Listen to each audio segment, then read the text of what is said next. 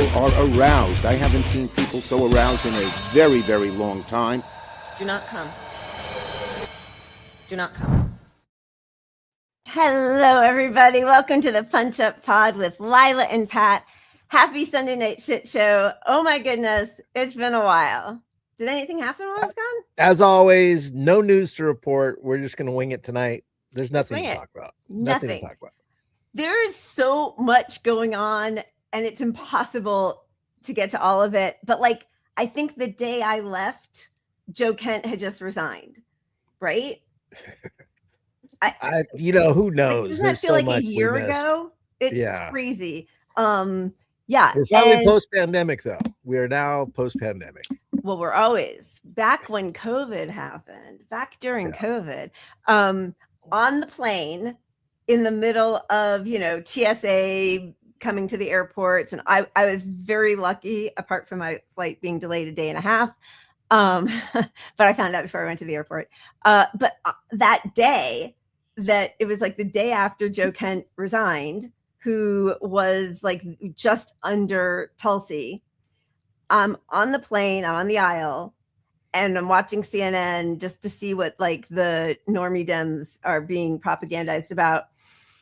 And they're talking a lot about that. And the guy two over from me, and we had already bonded about like how much alcohol we were consuming. It's a long flight. But just like a smile and a cheers, like whatever. And he shows me his phone because he sees that there's all this news footage about Joe Kent. And he shows me his phone. He's talking to, what's his name? Crawley down in Texas, who just lost. Crawley? Matt Crawley? Oh, Joe Crawley. Is it Joe? Joe Crawley. Yeah, Joe Crawley. Yeah. And then he shows me, so he's good friend. He's like, yeah, I'm really good friends with Joe Kent. He's a great guy. And I'm like, okay. And it's like, oh, well, it's great that he's speaking out, right? Because like I know, and I have my mask on and my glasses and my earbuds. So like I'm trying to sort of like, and then he tells me Tulsi's doing great. And I was like, Tulsi's like, it was so crazy, the window into that world. He's in his fatigues, he's all tatted up. They were in the Green Berets together, whatever.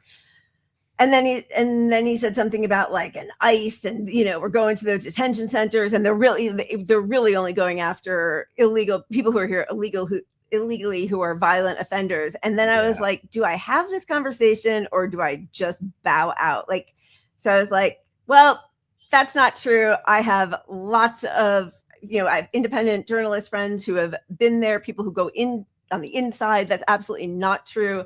But good on your friend and cheers. So that was my 5-hour flight, was studiously ignoring that guy.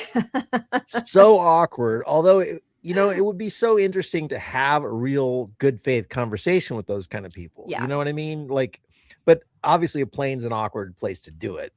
Especially because I'm wearing a mask. Of course, I'm the only person wearing a mask. So he's already, I'm sure thinking on it crazy. But anyway, you can't escape it. No matter where you are, there they are. They're everywhere. They are there. Yeah. Well, hello everybody. It is so good to be back. That was a long story, just easing people into the way my mind is boomerang all over the place. Myra, hello from South Africa. Thank you. Cheers. Bendejo, thank you. Hello. And thank you for your super chat. No Kings is the most successful protest ever. They wanted no Kings. They got it. Trump's too dumb to be king. And God forbid you shout healthcare or free Palestine. No kidding. Yeah. I do not want to hear that. It's interesting. My dad went to the No Kings. I was helping him remove a transmission from his car today. That was fun right before the show. But you're a good son. He was really excited to be at No Kings. And he went alone because my she's getting out of the hospital today, literally. Oh, good. After 2 months, so that's good. But I didn't want to deflate his enthusiasm, but I'm like, we've been through this. Like, you got this huge rally with no demands. What the fuck is it for? I mean, if you get another 1 million people out there than the last one, does that change anything? Not the way you just felt like run. You did something. Yeah. You just got to go feel like you did something, but you didn't do anything. Which is worse. I mean, on some level, that's worse. because it's like a pressure valve and it releases it and people are like, I did it. And then they're out. Totally. Citizen Madejo, thank you so much. We've got, wait, sorry, we're scrolling, just welcoming everybody. Hogel, hello. We've got Nays, is that you? Nays Garden. Yep. Davers, I don't know how to pronounce it, but good to see you. Kimiko, hello. We've got David Hunter, NYC. Yes, I was in Florida. Welcome back. Hello, owner. We missed you guys too. It's really fun to be back. It was crazy how much I missed being here. We've got Lee. Hello. Good to see you. How are we all today? Good to see everybody. Yeah, look at that. Jen notices you aged while I was gone. I like it. I think it's very dignified. I thought you were going to say you aged well. You just said you aged while I was gone. So that's disappointing. But I said I like it. It's very dignified and it looks handsome. It's my friendly old man vibe I'm going for here. I like it. Friendly old guy. This guy can't. He's a buddy. He's a nice guy. He could be at the No Kings March. This guy. Yeah. I got about a week left. It's too hot for fucking beards. I can't do it. I cannot do it. Yeah. Anyway, I hear you. Shout out to my local brewers, Urban Roots. Tonight's beer is Guacamole is Extra. Guacamole is extra. Does it taste like guacamole? It just tastes like a. I'm convinced all these brewers just slap new labels on the same shit. Right. Like, I'm sure. You know, it's just some branding. Different color. Yeah. They've got like 2 kinds of beer, but they have like 30 labels. Right. Pretty much. Yes, Good. by the way, David, we did say we were going to be gone. We thought we were going to be able to cobble together a couple shows while I was gone. Pat covered the California United for Single Payer rally in Sacramento on March 20th, which I watched, and it looked great. I mean, I know you were really hot, but I was so grateful that you were there and so inspired by them just putting in the work and going, and they were amazing, great speakers. I got to see Shama Swant was there. Oh, nice. And I said hi, and she'd been on the show, but we'd never met in person, so that was really nice. Wade was great. Butch Ware, excuse me. Great. Yep. Butch Ware was great. Other than the rapping, I keep telling these guys, you're in a serious fight in a serious time. We don't need you fucking rapping. But he ended it with a rap, diss track, as he called it. I'm like, come on, dude, do better than that. Next, we'll get like AI slap videos. Yeah. But thank you for doing that. I was so sorry that I wasn't able to be there with you, but we will, I'll make the next one for sure because they're going to continue that. And that was awesome. I love it. They pulled together some great groups. Mark, who was so courteous, offered to introduce me to everybody. It's nice. Just, they're a good crew, and they're really, they get that they need the nurses involved. And, I was pleasantly surprised that they understood what I've been feeling for a long time, was that Nurses United used to be super on board with all the lefty shit, and they won't even join this crew, so it's the union leaders doing the work for the establishment, as is always the case, unfortunately. Jay, hello. Just want to make sure we get to see everybody that runs. Yeah, I know. We were afraid that maybe absence wouldn't make the heart grow fonder and you all would forget about us. So thank you. Thanks for coming back. It was entirely my fault and travel. Splashkenberger, hello. We've got Wally. Hello. All right. Are we almost? Let me just make sure. I don't want anybody to feel slighted. Zainab, hello. Oh my God, yes. I mean, that's what the whole deal is. Vote blue. We just need 20 more. I mean, God forbid they have one demand from the thing. Not one. Or one ask. No Kings. Other than just sign up to vote blue. It's just vague vote. Yeah. Yeah. And exactly, David, the whole focus on peaceful makes me insane. Like The state is committing violence against all of us and the whole world every day. And there's nothing that the organizers prioritize more than like peaceful. It's so right. peaceful. And you know, if Hitler was running the country and you're having millions of people show up to protest Hitler, would you focus on peace? Because that's where we're at. We're supporting a genocide and funding a genocide, and both parties still can't even detach themselves from Israel. Oh my God, it's sickening. Truly sickening. Okay. Let's Mud of Genius. Sorry, now that I started this, I have to. Good morning, America. Yes, hello, Mud of Genius. I think we are looking.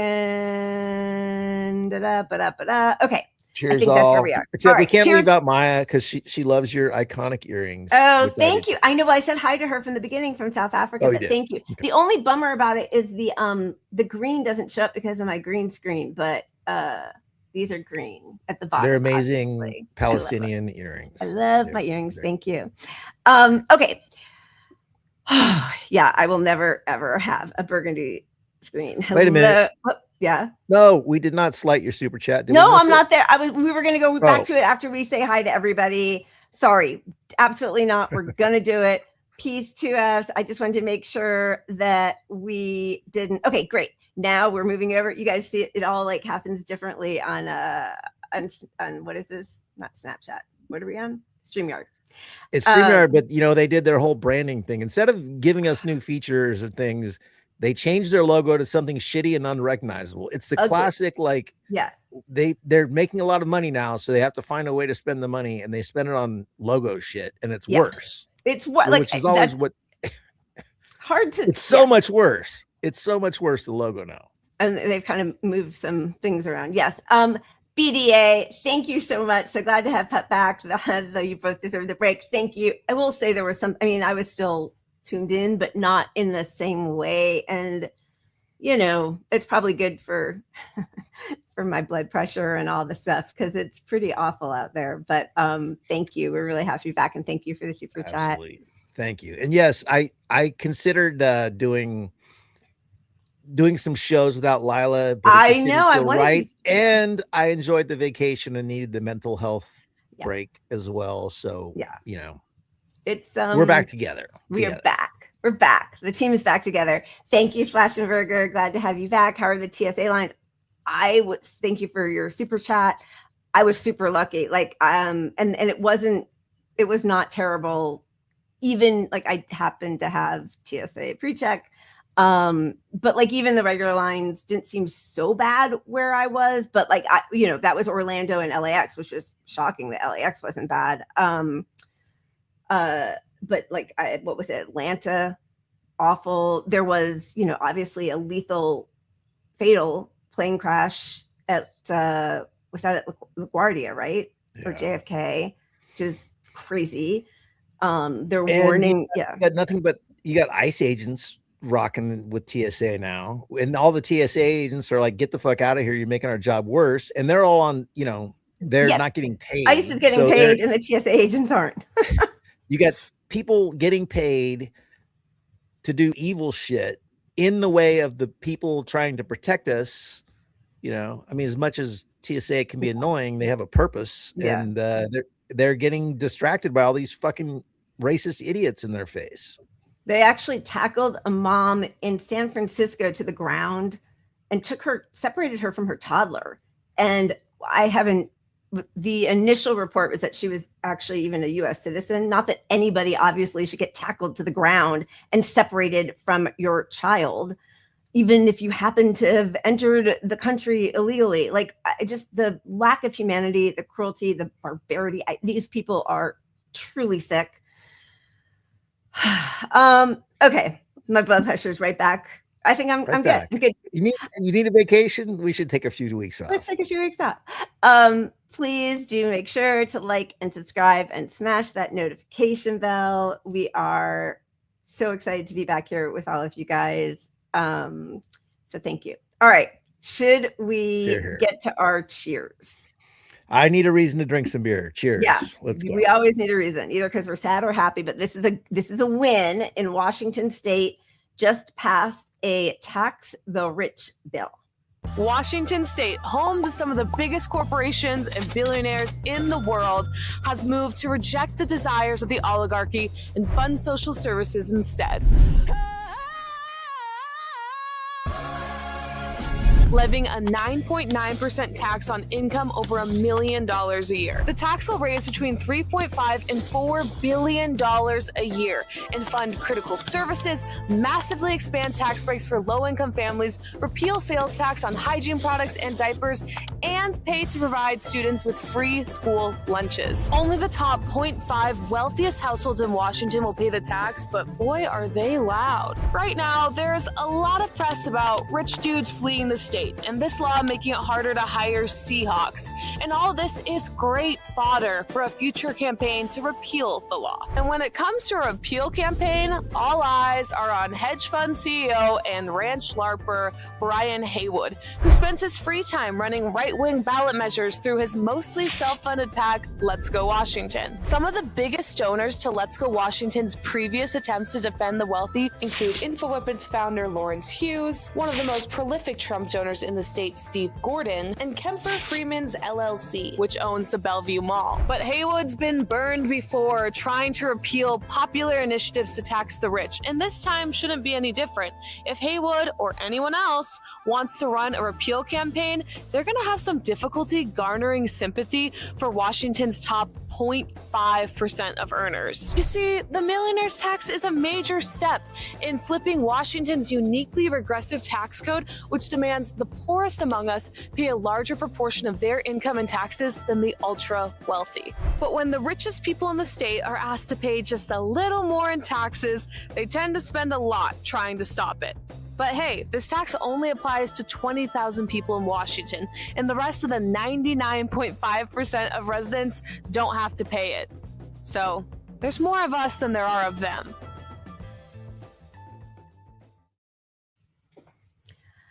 Yeah, I like that's it. the lesson. There are more of us than them. Look at Yep. all the Kings rallies. Look at all those people that could have been making it about taxes to fix so many things. Well, or in getting out California, of- we were already told Gavin Newsom's not going to allow that to happen. and we're talking 9%. You know, these people are paying 0% and it's going to 9%. It is 20,000 people and it fixes the fucking problems. Like, come on, let's go after these motherfuckers. It is so sad and disgusting. There was a local news piece yesterday showing that people are living in the sewers and in like the sewage sewers in Los Angeles. And you That's think like insane. that's worth it to get, like, how much more money do these people need? They just won't part with the drop. I mean, in Sacramento, I was doing some work this week at this house that happens to be on the American River. And on the other side of the river, out of sight from everybody, because nobody is ever on the shore at the location I'm at, Right? really, other than those homes that live there, that are there. Endless people camping in tents, fishing. So they're probably surviving on nothing but fish. Yep. Like nothing but fish. And they're completely out of sight. And you know, when you add up how many people you see in sight that are struggling and homeless, and then you got this whole hidden community of homeless. Yep. It's a bigger issue than anyone wants to admit. I mean, obviously politicians, but it's so big. And it's also, you know, again, I just don't understand. First of all, I don't understand like the total lack of empathy and the pathological greed that keeps people homeless, right? But also, even if you are solely thinking, you know, looking out for numero uno, when people are living on the streets, they use that water to bathe in, sometimes go to the bathroom in, like, you know, disease starts to spread and it's not just contained. And then you hear that's when rich people start talking about it. They can't believe they have homeless people at the park, or that they're, you know, spreading some sort of, plague when they're living in these encampments with no running water and no sewer system. Right. And then that does affect them on some level. It affects them. But like, why? I don't know. I will never understand why $1 billion isn't enough. Why, $10 million isn't enough. Like, I just don't get it. I don't get it. And the pain that they are bringing on people, the social murder, and that. So like, yes, when people say, oh, how proud they are that all those protests were so, orderly and not violent, then you still are. You're choosing violence. You're choosing state violence and just being fine with it. That violence is happening. And I'm not saying that I want the No Kings rallies to be violent, but like, that shouldn't be the sole goal, is to have a parade that's just sort of like, people walking around with funny signs. Yeah, no, and then that's what makes the rounds after these events, is just the haha, here's a meme of this guy made a puppet and it shits out his mouth and goes back into Trump's butt and then out of his mouth, and like all that stuff is what people focus on. And you don't need to dunk on Trump harder. I mean, people that hate Trump already hate him. Like, it's not, that's not getting us anywhere at all. Now, I will say the rallies, as far as being an opportunity for leftists to hit a receptive audience, that's there. But the motive behind this, they're not encouraging any of that. They are discouraging all of that stuff that we leftists want to see happen at these events. They are actively discouraging it. And in fact, just so Jay, I saw you write, it was this, if you're talking about this, you're talking about people living on the banks. I think that was in Sacramento, living on the banks. Yeah, that's Sacs. Yeah. Okay. So just as an example, I'm sure many of you saw this, but MS Now, which is rebranded, had their security tackle a guy who's just saying that, I think, what does he say? Israel is a genocidal state, or Netanyahu's a war criminal. But like, this is what they really don't want to see at these protests. Overwhelming majority of the American people do not support the war in Iran. An overwhelming majority of the American people do not support Israel. This guy doesn't support me doing an interview. Okay. Hey, protests are full of surprises, but here's the bottom line. And this isn't in the US, but so they're very excited. The organizers, I think they say that there were 8 million people worldwide, or just in the United States, across 3,000 cities in the United States. But there were No Kings protests in Germany, in London, in England, in Tel Aviv, even. This was like out of a skit. This is David North from World Socialist website in Germany. Just watch how they yell in his face. I was about to ask again. I was about to take the microphone. I was going to take the microphone. I was simply asking, will I be allowed to speak when you have an open mic? We have come to win. No, we don't. We don't know what the schedule is. We do not know. We don't know how long this is going. I just want to speak in opposition to the war. We understand. We understand. Thank you. We told you if there is time, maybe you'll get that chance. Thank you. Thank you. Because I don't know if it will fit the timeline. Is this a democratic meeting? Thank you for your democracy. I told you it is a non-partisan event. So if it's a non-partisan event, does that mean we're allowing the socialists? Thank you, No Kings. We don't have a king. We have an oligarchy, which is bipartisan, run by both political parties, and you have a war going on in which thousands of people are dying. Anyway, this is very clear. I was not being allowed to speak because I was going to speak against the war in Iran, which is supported by the Democratic Party, and this meeting is a political fraud. Thank you very much. And so all the readers of the World Socialist website, this is a very, very instructive experience. This is why Trump dominates the country, because there is a phony opposition in which the Democratic Party is in a bipartisan alliance with Trump to block any opposition to the war in Iran. And these individuals are determined to prevent any genuine alternative to be presented. That's so much for their democracy. We're all getting a great lesson on what democracy is in the very present bipartisan system. Dr. Tammy. The smug, thank you, No Kings. Thank you. No kings. We don't have Yeah, kings. We actually have a president who was voted in democratically. That's the horror of it. And, you know, just the way the guy was dressed who was talking to him, he's dressed like he's some hippie, you know, the farthest left he could dress. He looks like the farthest left guy, right? But he won't let a socialist talk, and he's drowning out an a open socialist mic intentionally and pushing voting for Dem. He looks like a guy who, like, was told by the Democratic Party wear a costume. Yeah. Central Casting says shaggy hair, kind of lumberjacky, Seattle 90s look. Yeah. Just gross. So yeah.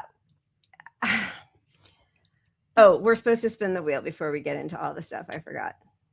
There's that. We forget about how we do this show. I know my brain, my addled brain. Here we go. Oh, do you hear anything? There's no audio. I don't know why not. I am sorry, but that looks like I need to. Oh, there we go. There's a little bit. All right, I'm going to pour myself another drink, and then let's see what happens. 1 second. Nope, still nothing. Jeez Louise. Sorry, guys. But it's playing the sound effect at the end, so you I know that's so weird. Oh my hooray. God, another hooray. Okay, sorry, guys. This is so lame. I don't know why it's happening like this, but tick, tick, tick, tick, tick, tick, tick. Hooray. What?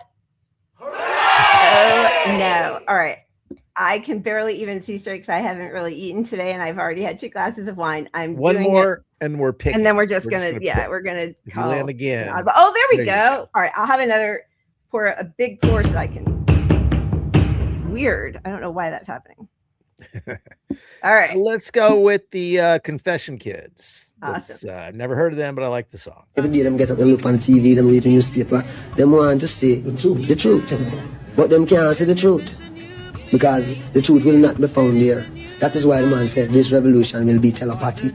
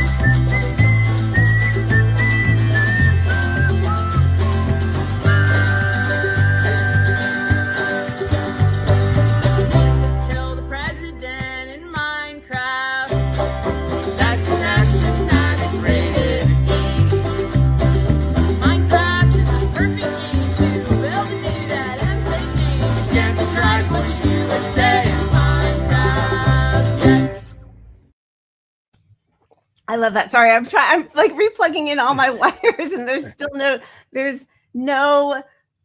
noise with the wheel. That was great though. That was really fun. That was fun. Yeah. The wheel problem is definitely the wheel itself because it's playing the song at the end. So it's not the web browser. It's not me, is what Pat's trying to say. I'm not wrong. You're not wrong. But I am sorry. That's a bummer because that's part of the fun is hearing that noise. I don't know why. I exited out and brought it back and it still isn't happening. I am very sorry to say. One thing they did add, StreamYard added sound effects. So I could probably come up with the sound effect here somehow. Oh. Let's see. We could go. Before it lands on it. All right, but we need the yeah, baby. Yeah, baby. How's that? Anyway, all right, let's move on. So, Democrats are riding high on this No Kings protest, and how many people? Yeah, you're probably right. Owner, the wheel has been Mossadified.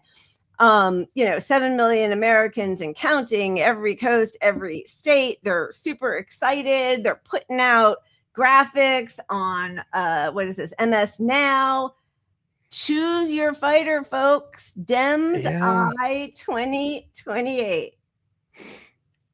I mean, honestly, if I'm looking at that list, I'm not really seeing.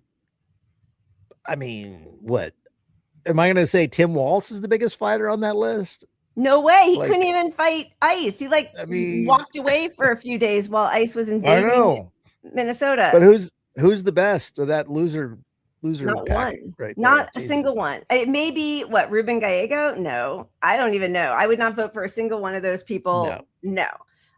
There was some really interesting counter programming.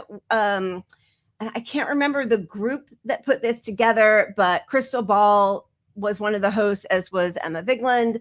But they had, friend of show, Oliver Larkin was on there. Graham Plattner, I think Summer Lee was on, who I love. Abdul El Said was great. But weird choice. We were talking about this, that you highlight the podcasters. The podcasters are the big people at the top. I mean, that's weird to me. Why would you do that? And then if you're going to do that, why is Hasan? Yeah, exactly. The massive podcast audience compared to Crystal and Emma. Very strange. I don't get it. Probably because they're both, very attractive. I don't know. I don't think they were the ones in charge of making the poster, but I 100% agree with you. And there were organizers and activists. I didn't watch all of it, but it was just like panels and talking. And certainly people who have much more concrete demands about what they want to, or, issues that they want to focus on in Congress if they get there, or who are there.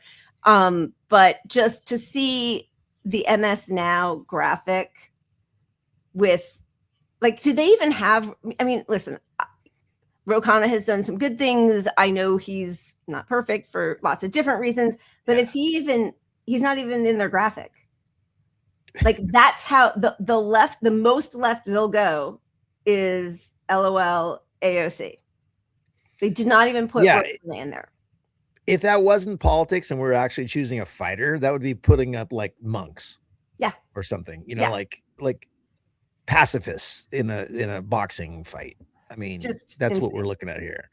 And instead of focusing on, and we're going to get to all of the horror show of Trump and his administration and the wars and this, what a moron. I can't even believe what's happening in Iran and the devastation that we and Israel are, inflicting on Tehran and on Iran, on Lebanon, on Gaza, on the West Bank. It's just, never ends. But Trump is in serious trouble right now because he wants out. He thought it was going to be another Venezuela like Maduro, and Iran doesn't want out. Why would they? At this point, why would they? They have twice had their negotiators assassinated while while en route to negotiate. They have to inflict as much pain as possible.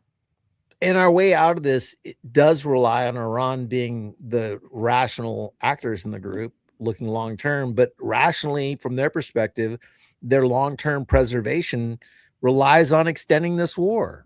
At this point, we have put them in that position. Absolutely. And if you're going to extend the war, you're going to extend the war to the midterms. So Trump and this administration takes a hit for their actions. And I think that honestly is the right call. Yeah. It's horrible, but it is the right call. And, Israel also is suffering many casualties.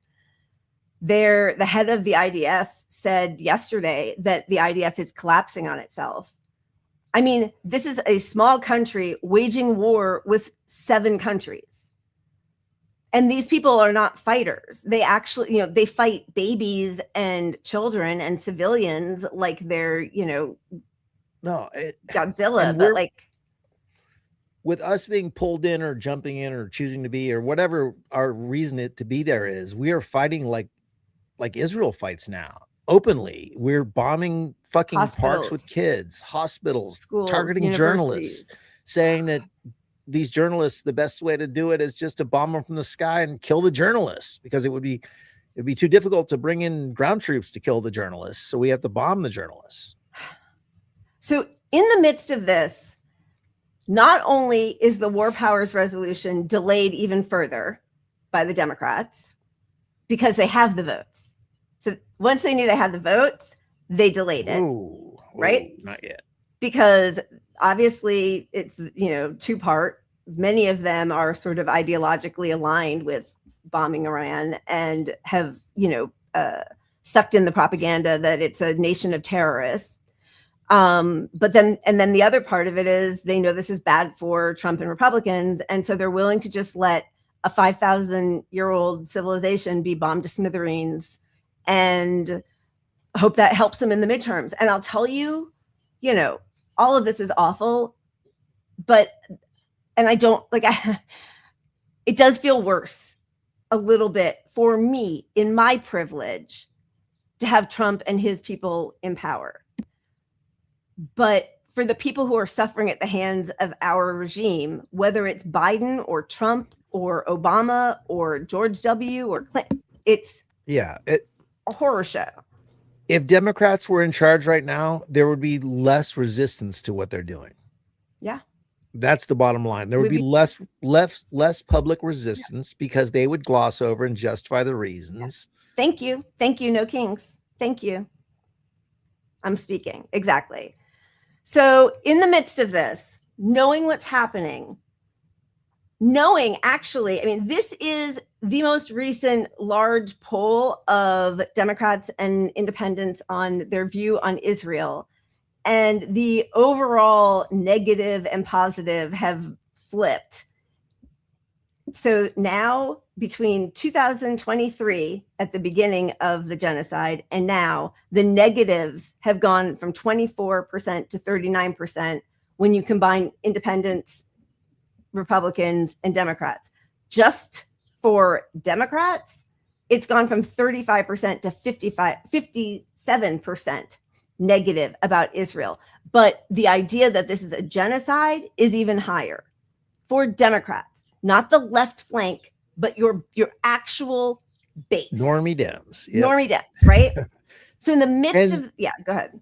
Well, no, the public is against the war with Iran. The people that are still sort of supporting it are under this delusion that Trump's smart and that we're going to get out of this in a few weeks and it won't really fuck up gas prices permanently. It's just a small hit you got to take. Yeah. But those people are going to change their minds a whole fucking lot when prices stay high and gas is $6 a gallon. For $8.50 in Los Angeles. Yeah. I mean, California, we're the worst in the nation, but yeah.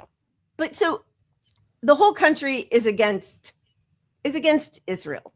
The Israel Zionist project has been an absolute disaster on every level. Whether it's wanting to make Jews more safe, it doesn't. Whether it's a place where Jews can go no matter what, they don't want people. Norm Finkelstein banned from Israel, right? Now they are, and they have been all along, waging war on all their neighbors. Now they finally found, the two presidents dumb enough with Biden and Trump to allow them to commit genocide, to, keep moving the settlements further into zones where they are not supposed to be. I mean, that's been going on all along, but it's gotten even worse with daily, nightly pogroms. Lebanon, Iran, it never ends. And this is the focus of Democrats, is the Hasan problem. Hasan Piker is driving a wedge in the Democratic Party. Playbook DC surveyed 14 potential 2028 Dem candidates, asking whether they would appear on a live stream with Piker if invited. Only 3 definitively said they would. And these are the 3, just so we know. The no columns: Cory Booker, Ruben Gallego. Oh, never mind. I don't know why I thought maybe he might be somehow a little good. I don't know. Alyssa Slotkin all said they wouldn't go on Piker's stream through spokespeople.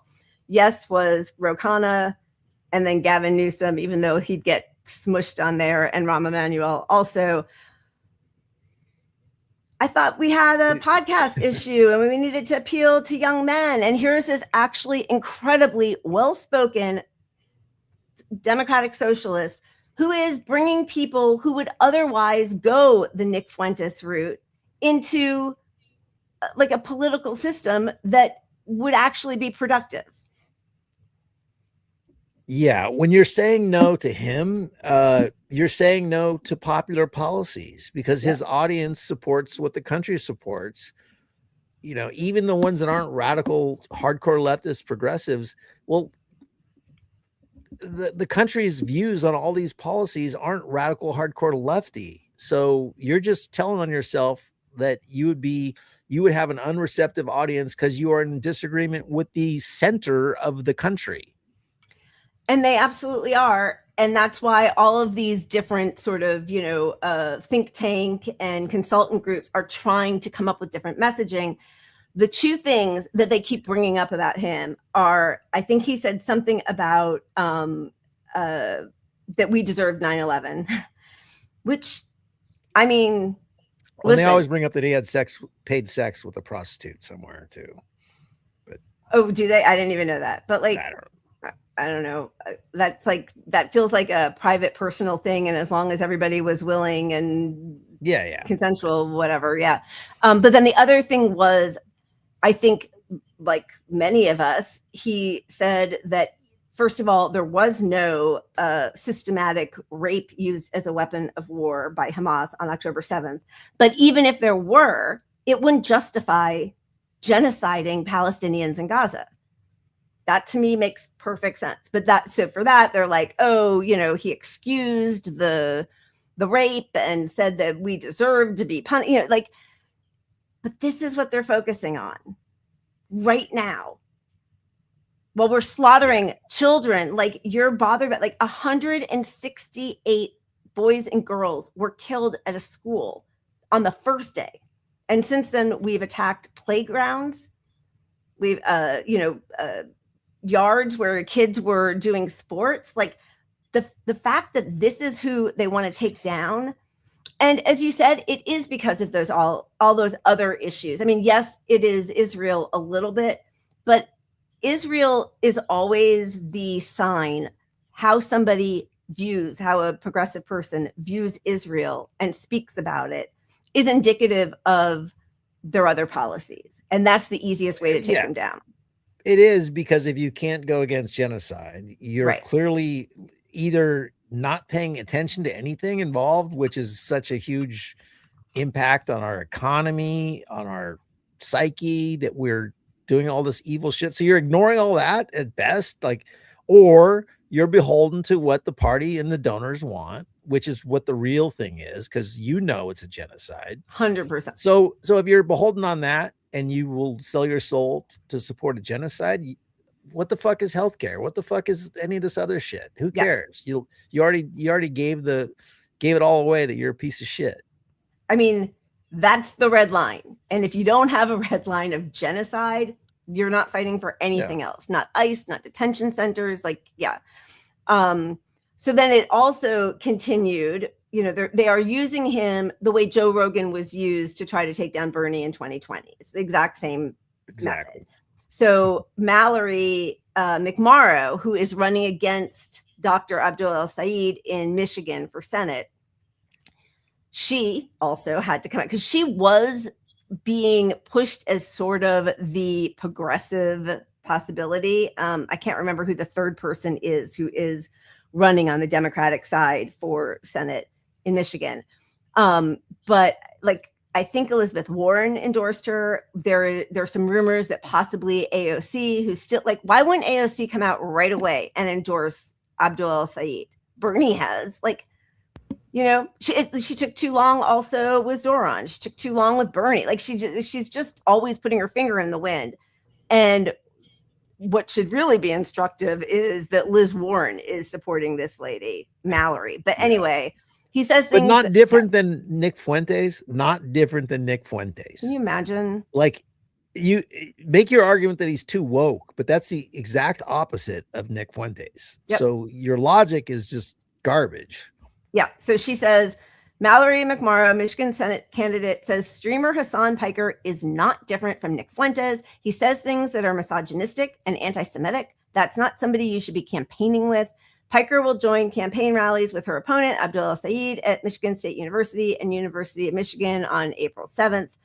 And then because she should never miss an opportunity to be an asshole. We Rising have star. Yeah, rising star Senator Alyssa Slotkin and Haley Stevens is the other one who is running in and she's a total proud Zionist, Haley Stevens. Okay, Abdul El Sayed is facing criticism from some prominent Michigan Dems, including Senator Alyssa Slotkin, Representative Haley Stevens, who's running against him in the primary, for his decision to host campaign rallies with Hasan Piker. That's the exact opposite of someone I'd be campaigning with, clearly. I mean, she's like groveling at the feet of AIPAC. We have to be serious here about who's going to be the best general election candidate for U.S. Senate in Michigan to beat Republican Mike Rogers, and someone who's campaigning with someone like that is not going to win in Michigan. Maybe they should have released that Dem autopsy from 2024 that they never did, because that's exactly why. Well, and the autopsy they did put out, not related to that, but was that you need to get more podcasts. Like, literally talk to people.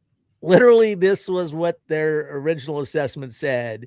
Do more of stuff with a guy like Hasan Piker, which is why you got the Gavin Newsom fucking shit show podcast. And the first thing he does with this knowledge is bring on Charlie Kirk and tell everybody his kids love Charlie Kirk, and Charlie Kirk's such a reasonable guy.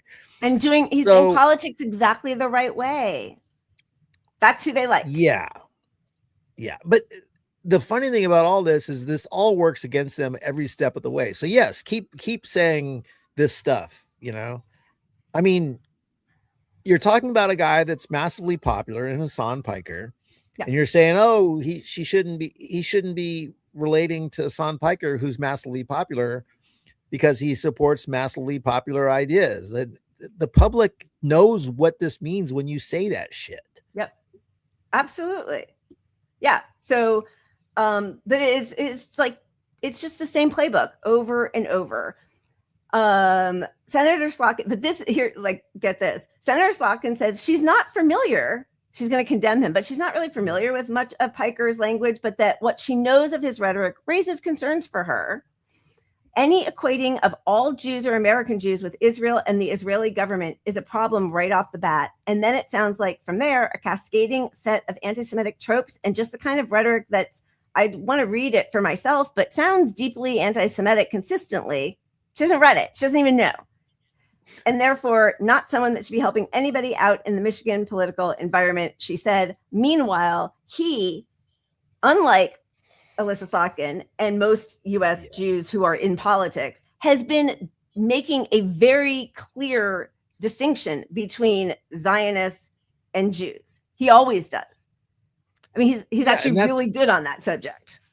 And her statement is not an accident. She puts out an inflammatory thing saying, basically trying to allude that he is making this connection to all Jews, which doesn't exist. And then says, but I don't know enough. But, this all Jews thing, I hear he says probably, I hear he's a literal Nazi, but I don't know, but I hear that. So if he's a literal Nazi. If you think that's Nazi behavior, you should see what they do in Israel, where they say that they are the state of all Jews and they are committing genocide in the name of Jews. That's anti-Semitic.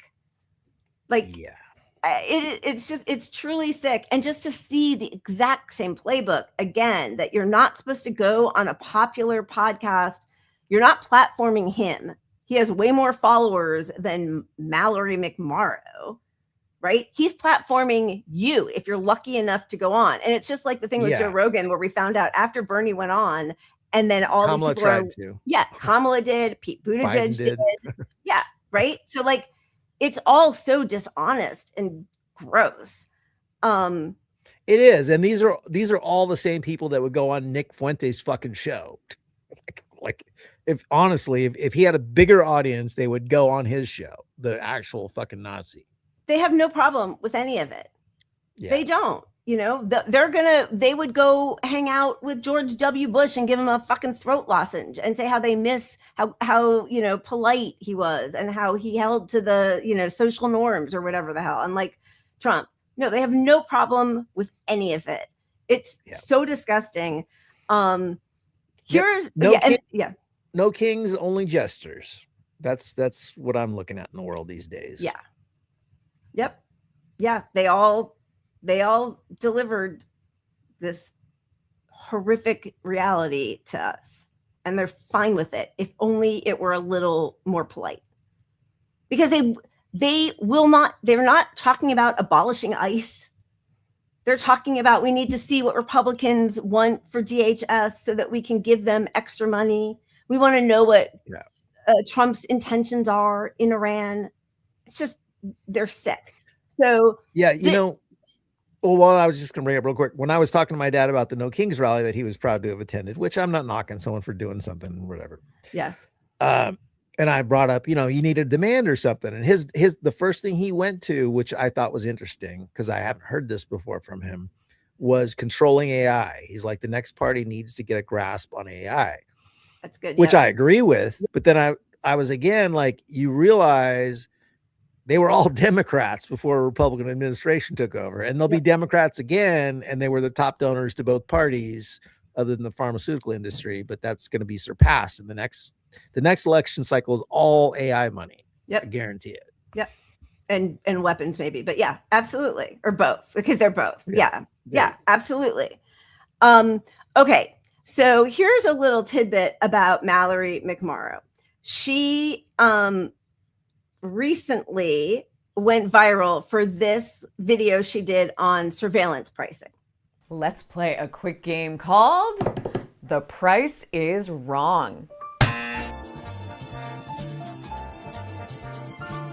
Our first question: how much should this $240 flight to Florida cost? Oh, hold on, wait a second.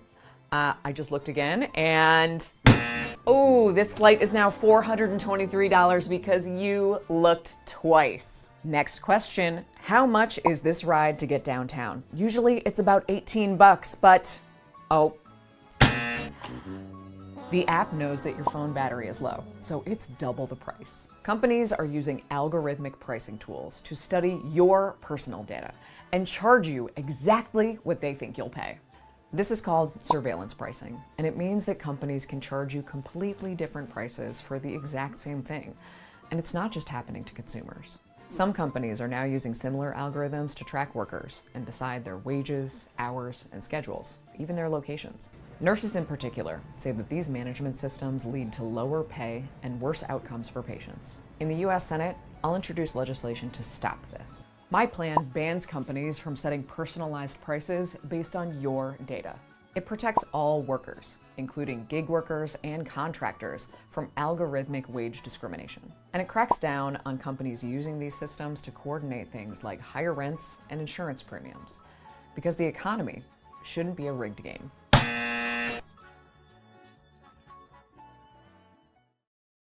Wow, Mallory, that sounds so excellent.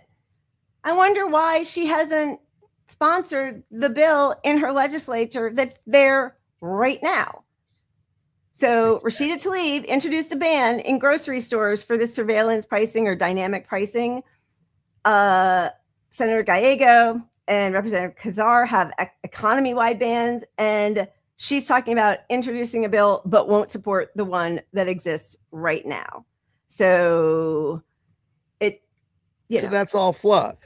And you look, I do want to fight that stuff. That's clear stuff we should fight, but even that is not addressing the real economic struggles. It's just it's surge ticket pricing. Yeah.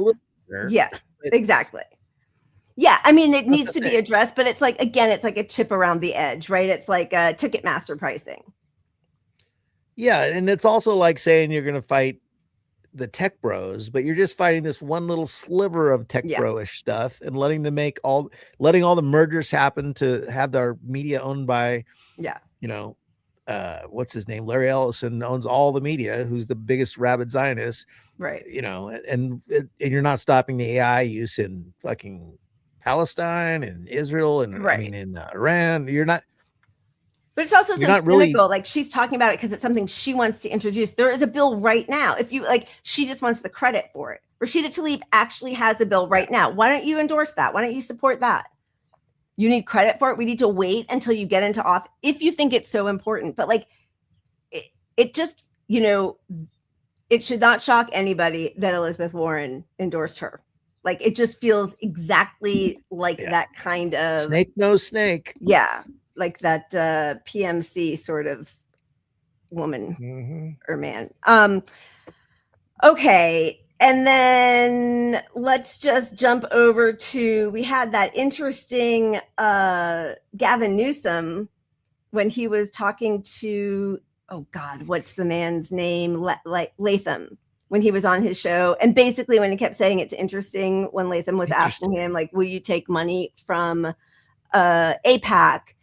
And he squiggled and squirmed in his chair for 2 minutes saying, that's interesting, interesting. But the way he was saying interesting, and I've never been asked that before, was the same way that anybody who ever is critical of Israel has the accusation of being anti-Semitic lobbed at them. And I think the only reason that he didn't full-throatedly accuse Latham of being anti-Semitic and just kind of implied it with his, it's interesting that you're asking that, is because Latham's Black. And I think he just was like, eesh, which minority do I piss off this time, right? But then he right away, his spokesperson walked it back and said, no, he supports Israel and Israel's right to defend itself. And now he is walking it back entirely. I don't know how much harder he could be walking it back. Do you consider yourself a Zionist? Do I consider myself a Zionist? Yes. I believe, I revere the state of Israel. I'm proud to support the state of Israel. I deeply, deeply oppose Bibi Netanyahu's leadership, his opposition to the two-state solution, and deeply oppose how he is indulging the far right as it relates to what's going on in the West Bank. Do you regret using the word apartheid to describe Israel? I used it, I do in this context, that I said it and I referenced why I used it.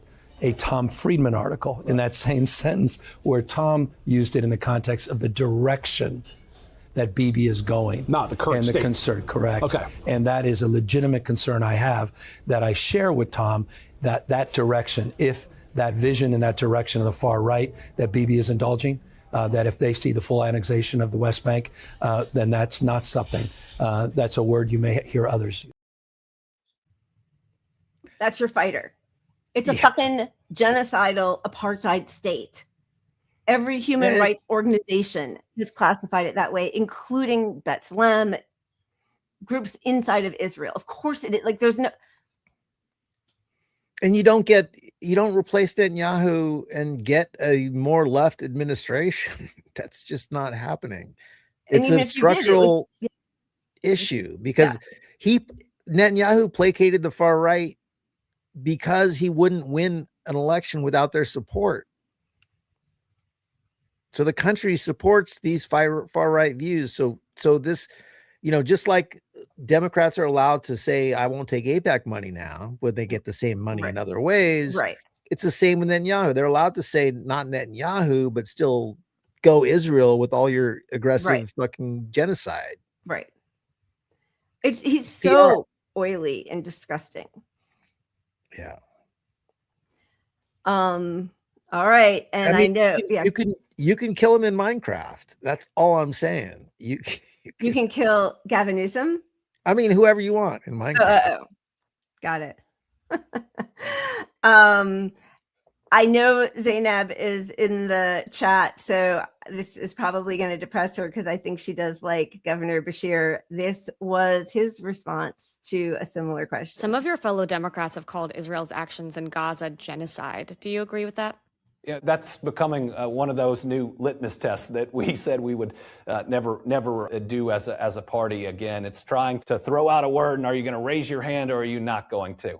I understand that Israel was hit with a terrorist attack, the likes of which it had never seen, and it has been through a lot, and that it deserves the right to defend itself and to eradicate that terrorist organization. I believe that it could have been done without a lot of the suffering, but I put a lot of that blame also on Donald Trump. If he'd have said, we are coming in and we are bringing food and aid and you're going to make sure that we're safe, it would have happened. But given that, I mean, back to the AIPAC question, should Democrats be taking money from AIPAC? I think that's up to each and every Democrat, and they can own who they take money from or who they don't. In the end, I think people need to be clear about their stance on these issues. And for me, it's one where I believe that we need a future with an ally in Israel, but we need decision makers there that are not acting the way that Netanyahu is, and that we need a president that will push when we are seeing humanitarian crises to actually do something about it.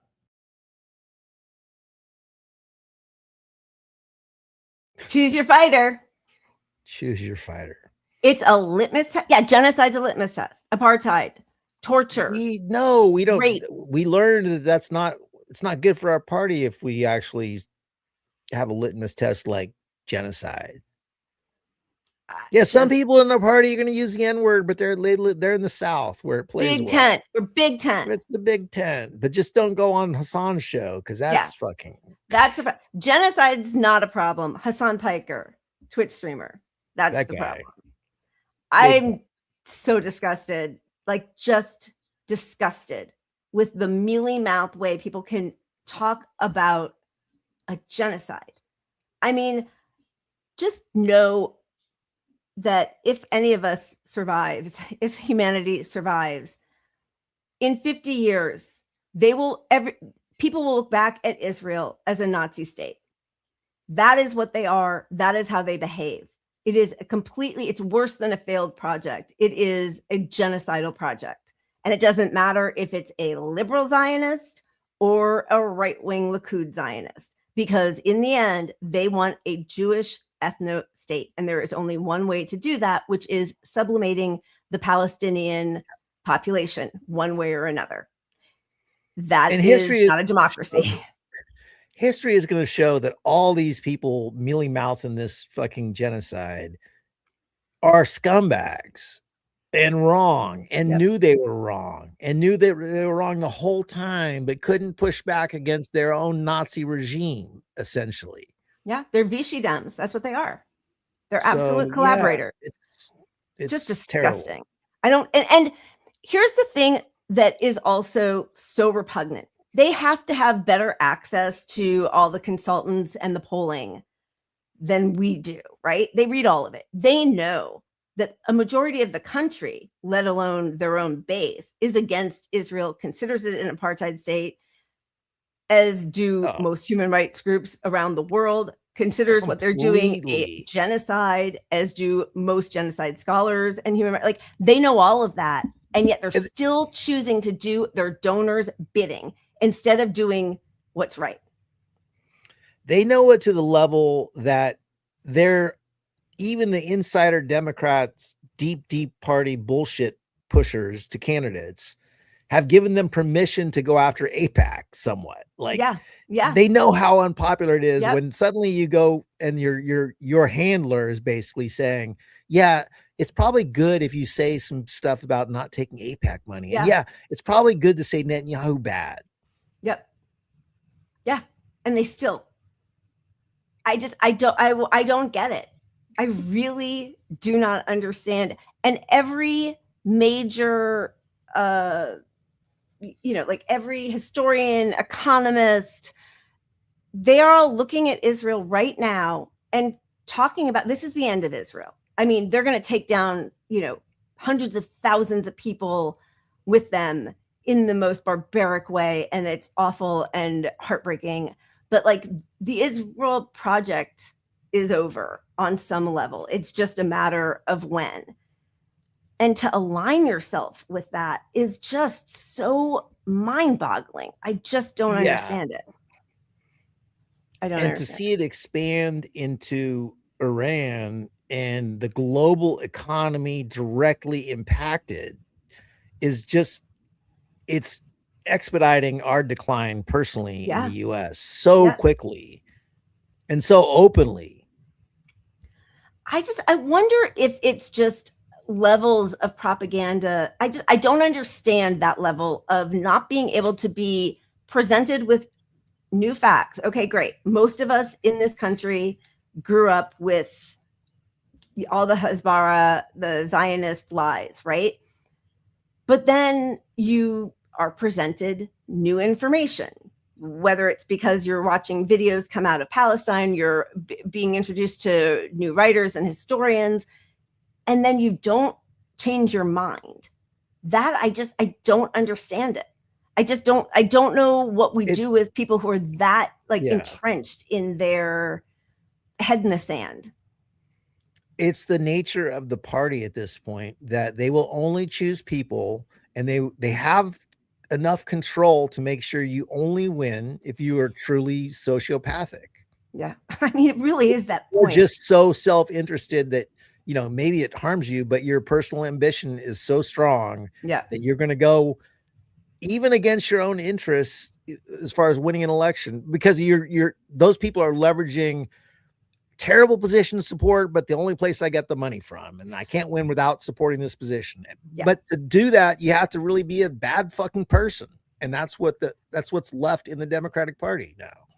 I think you're right. And I think also for somebody like Andy Beshear, who has no chance of winning a presidential election, even though his name keeps coming up, he has to look at, is he a fighter for the people and what we all need? Because obviously, again, the reason that it is, you know, it's not only the cruelty and the barbarity and the horrors that are coming out of Palestine and Iran and Lebanon.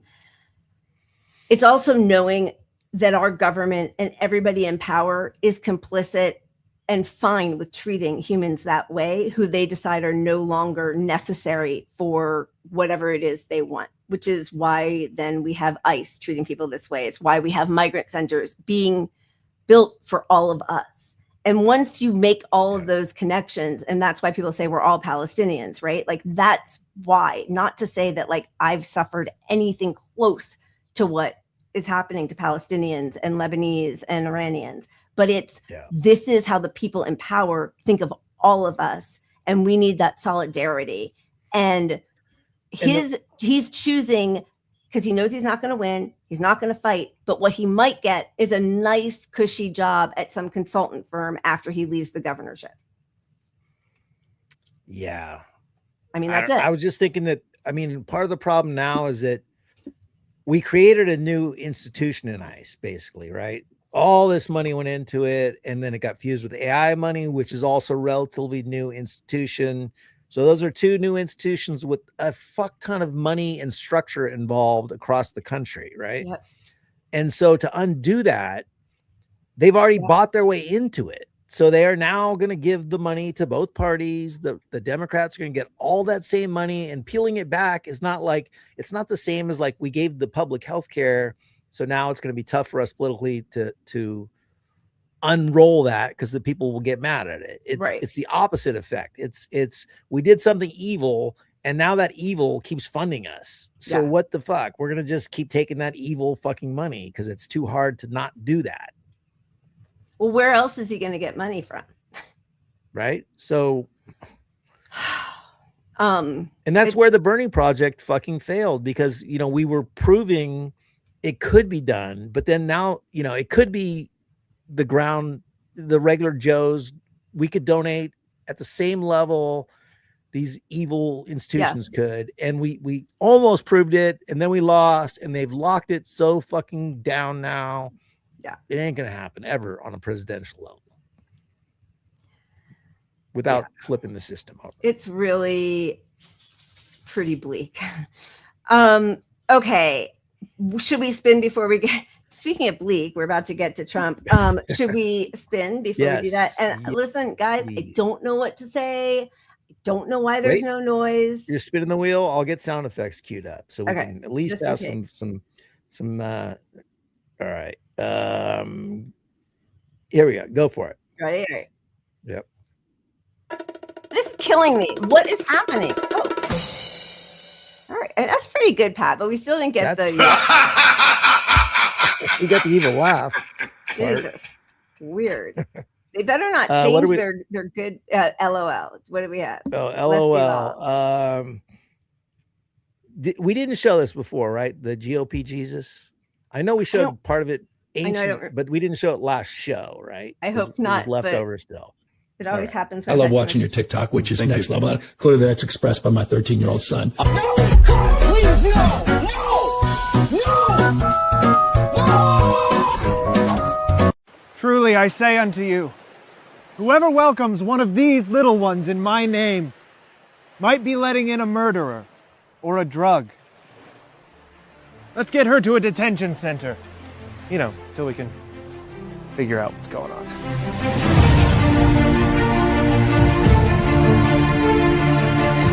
I was hungry, and you gave me something to eat. I was thirsty, and you gave me something to drink. And behold, now I'm all lazy and entitled. You shouldn't have done that. Do unto others as you suspect they might want to do unto you. What is a man profited if he gain the whole world but lose his soul? A lot. He has profited a lot. One soul for the whole world, that is an amazing deal. Why do you look at the speck of dust in your brother's eye, but ignore the plank in your own? Because of her emails. Yes. If a man strikes you on the right cheek, turn to him and shoot him. That is the law. If you want to be perfect, go. Sell all the possessions that you have and give the money to a solid mutual fund. By this, they will know that you are my disciples. That you say, Merry Christmas! Christ! Christmas! That's my name in there, and I put it in there because I wanted it in there so we could all celebrate Big Boy Jesus' birthday time! Okay? Okay. Okay, I loved all of that. And then the butthurt emails, like, give me a fucking break. Jesus Christ. But I did love all of it. But God damn it. The rest of it. I forgot that was in there. I know. I was like, wait. And I was like, did I miss something? Yeah. As the infamous, Wally, exactly. As the infamous 2020 New York Times headline said, Democrats willing to risk party damage to defeat Bernie Sanders. Since then, they've broken Sanders, chased off all of the party and all of his, and chased out of the party. And chased out of the party all of his 2020 supporters. Yeah, I mean, and they do not care. They just, because that's their business model does not rely on winning elections. So no, it's a big tent unless you want some economic change. Yeah. In any form. Yeah. F Hillary is right. But the Jesus thing too, like the Pope just came out and, he's if you're going to be Catholic, at least you got a Pope that's fighting for the right stuff. You're going to be Catholic and listen to the Pope, or you're going to be Catholic and listen to the Nazi in charge that wants a religious war, who is Pete Hegseth. I mean, that's the guy wrote a book on cleansing the world of Muslims, basically. Yeah. Armageddon with his Christian nationalist tattoos. All right. Well, this guy should be easy to beat. Exclusive. Trump's approval hits new 36% low as fuel prices surge amid Iran war. Reuters Ipsos poll finds. He skipped out of CPAC and instead went to some big convention of some, I don't know, was it tech? I don't know. I should have looked it up. But anyway, he had quite a few just embarrassing snippets. He is definitely losing his mind.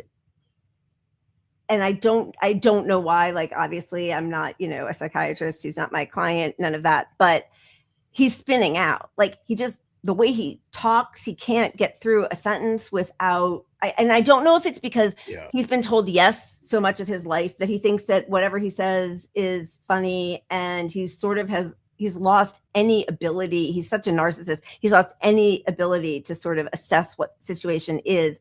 But I think what he does assess right now is that he has screwed the world. Yeah, I think you're right. I think, in the past, he lawyered his way out of every evil scumbaggery, every dark position he ever got himself into. Lawyers saved him. They made him tons of money too. And I think what's different now is that, look, Republicans are going to lose the midterms. That's baked into the equation, right? Right. Because the economy is going to be worse than it is. That 36 number is only going down because the impact of Iran has not even touched the surface of things yet. Yeah. Right. So that number's going down. He's going to be up for fucking impeachment again and have to go through all that. And he's going to get impeached. If the Congress acts on it, who knows? But he will be impeached again. Mark my words, guaranteed. Yeah. So his ability to protect himself, or at least not go through all the bullshit coming, is going away in the midterms. And he knows that. It's baked in. He knows he stepped in it with a round. Yeah. Yeah. So here he is, as only Trump can be. Missing right now. What is missing in leadership? Well, it's winning. You got to win. You know, I've watched a lot of people, leaders, great leaders. And, you know, the one thing about sports is you break it down into, you know, a 2-hour period, something nice. You don't have to wait a lifetime to find out is somebody a winner or a loser. You got a lot of losers, mostly losers, fortunately. It's a good thing to have a lot of losers. I always like to hang around with losers, actually, because it makes me feel better. I hate guys that are very, very successful and you have to listen to their success stories. I like people that like to listen to my success. I mean, that literally explains his entire cabinet. Yeah. Yeah, exactly. I mean, oh my God. Okay, so that is sorry, I just looked it up. The Global, Inclusive, and Driven by Data, this institute, the FII Institute, we foster great minds from around the world and turn ideas into real world solutions. It's like a, you know, the alternative to Davos or something, whatever. Yeah. All right. But, Here he's it's crazy to me. He's so far fucked that he can't go to CPAC. Yeah. Yeah. He can't show up at CPAC, who elected him for his fucking crazy radical nonsense propaganda, build the wall shit. This is one of his buddies talking about him at CPAC. This is just a really quick clip, but it didn't go the way he wanted it to. Thanks, Mike. Thank you.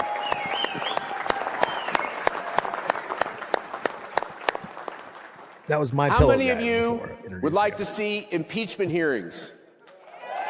No. That was the wrong answer. Let me try it again. How many of you would like to see impeachment hearings? No. Can someone bring some coffee out for the people at CPAC? I know. We've got to keep this House majority. How many of you agree with that? We got to keep...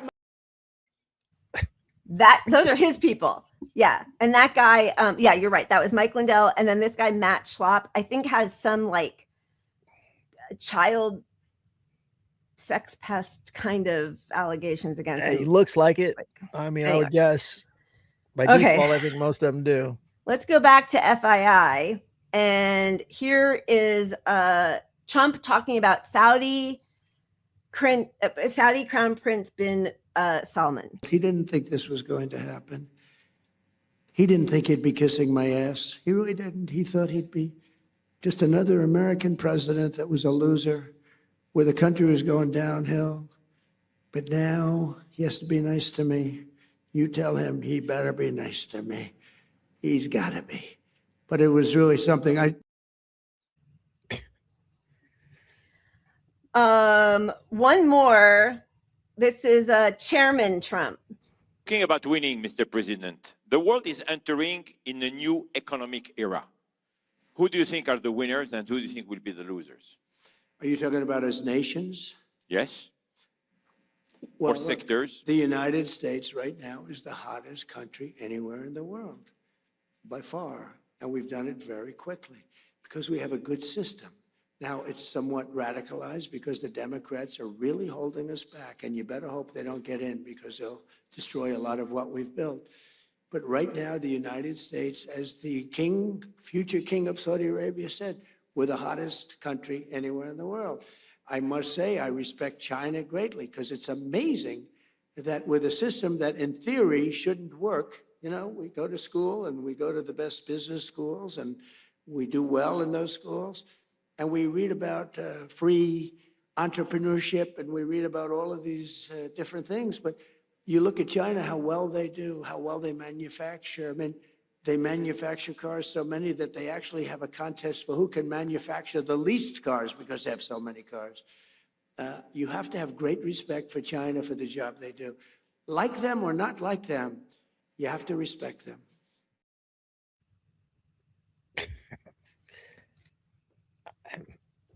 I will I mean, tell I agree. you. I agree with part of it. I do too. And I was part of it. Yeah. And, I stupidly, I, of course, would never vote for Trump, and he's disgusting. But I did think if he won, his oily used car salesman, art of the deal guy who always just wants to make money and do a deal would keep us out of new wars. Not because he has respect for humanity or cares if, Palestinians and Lebanese and Iranians and, people from the global South but not because, but I just thought he would understand at least that to have some calm and continuity would be helpful for making more money. Yeah, but at the same time, he's surrounded himself with the idiots, as he said already. Right. And those idiots are all corrupt idiots. Yeah. Corrupt as piss. It's just so obvious. And so they're influenced by the money. And the money is AI, which is also the war, because AI makes their money off the war. AI makes their money off surveillance. AI makes their money off ICE, So it's all infused, and they're all just taking the dirty dollars as much as possible openly. And his advisors are all these people. Not that he's smart enough to usurp his advisors or but you would think his arrogance and how unpopular it is would have hit some level, but he's still getting crazy rich. So it makes it uncomfortable when he has to come out and say these things, but he's milking so much money off the public. It's absurd. It's such a scam. Like this, I think he's made over $1 billion in the past year, all on the pyramid scheme of, his Bitcoin or whatever it is. And the first time around, it was debatable whether he was even a billionaire. That was the whole Democratic knock on him. He's not even a real billionaire.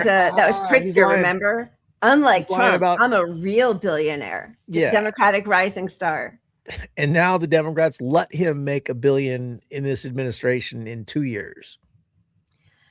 He feels like he's at a Comedy Central roast. He feels like an old kind of drag queen trying to for laughs. Everything he says is sort of has this weird lechy undertone. Thank everybody very much. And I'm asked to take a few questions. And unlike other politicians, they would like the questions screened.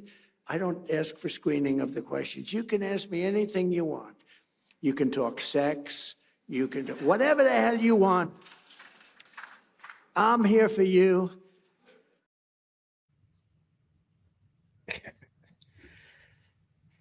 I have the image of so many babies who have been torn to shreds or abused or tortured, scarred into my eyes. And if I had any part of responsibility for that at the level that he is, to make a joke on a public stage, it's just so repulsive. He's just awful, disgusting person. Yeah, but unlike what a reasonable person would do, would be start to show some gravitas, start to be humbled, make it a serious thing. He leans back on what has always worked, which is the MAGA rally mentality of look how un-PC I am. Normally you shouldn't say you fuck your secretary, but I fuck my secretary. That kind of vibe. Yeah. Oh my God. But the worse things get for him, the more he's going to lean. You're going to get more of it because that's what has worked for him forever.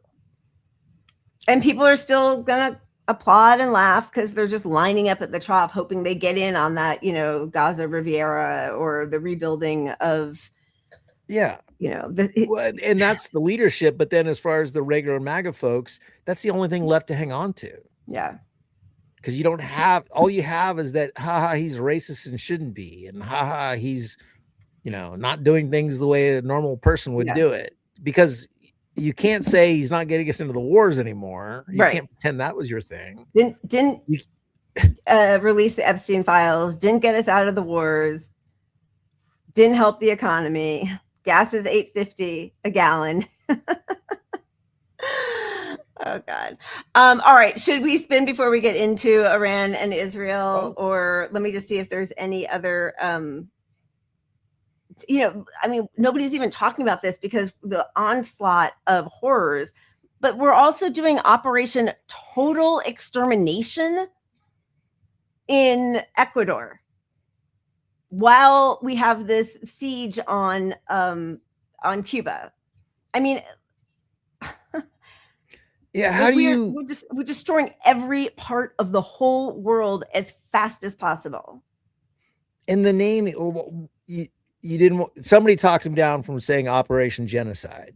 Yeah. I mean, what are we doing? You're going to call it Operation Total Extermination, and then obviously bomb civilians.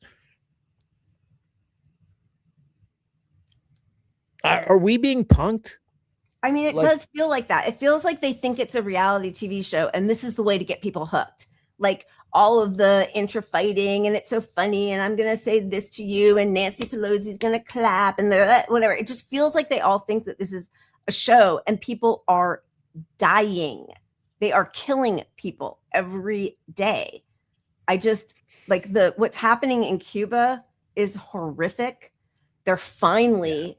allowing a Russian oil tank to go and deliver oil to Cuba. But in the meantime, hospitals without generators, and you're right. Total extermination of what? Of whom? They haven't even tried to make a case for what we're doing in Ecuador. Like, what's happening there? We need to exterminate them? I mean, when you create a Department of War, right, by a guy who wrote a book on eliminating Muslims, and then you join Israel to genocide fucking hundreds of thousands of kids and people, and then you expand that unpopular war to more countries. I don't understand it, and this is why, those Kings rallies, they just don't do fuck all. The arrogance of both parties thinking they could pretend and do this little Globetrotters bullshit. Yeah. Going forward, they can until they get fucking Luigi'd in dozens and dozens and dozens. That's why they're making those migrant centers as fast as possible. Why I enjoy Minecraft. It's a fun game. Minecraft is really fucking fun. Okay. Should we spin before moving on to Iran? Or wait, let me just make sure that there was nothing else that we wanted to talk. Oh, well, okay. There's two quick little things. I mean, another Trump, whatever, but here they are talking seriously about gas prices. That flows to American refineries on the Gulf Coast, lowering the price of gas in America. So it's a... Forget that. When are they going to do the statue? The hell with you. What was the grok thing that Elon was so excited about? Like body grok or whatever, that laughs so much. That brings so much joy at your Thanksgiving. When you ask it a naughty question. Yeah. And he kept trying to tell Joe Rogan. Yeah. Yeah. It's the best. On a scale of 1 to 5, how body do you want him to be? And then we're going to get off of domestic. But here is RFK Jr. What power! A huge suplex! What a move! A massive proof. A tombstone. This could be it. What a slam! Right in the center of the ring. Punishing strikes. What a maneuver! Look at that rotation and a massive slam. This is incredible.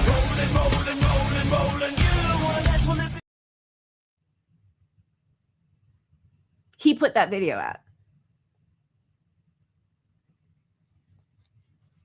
You're muted.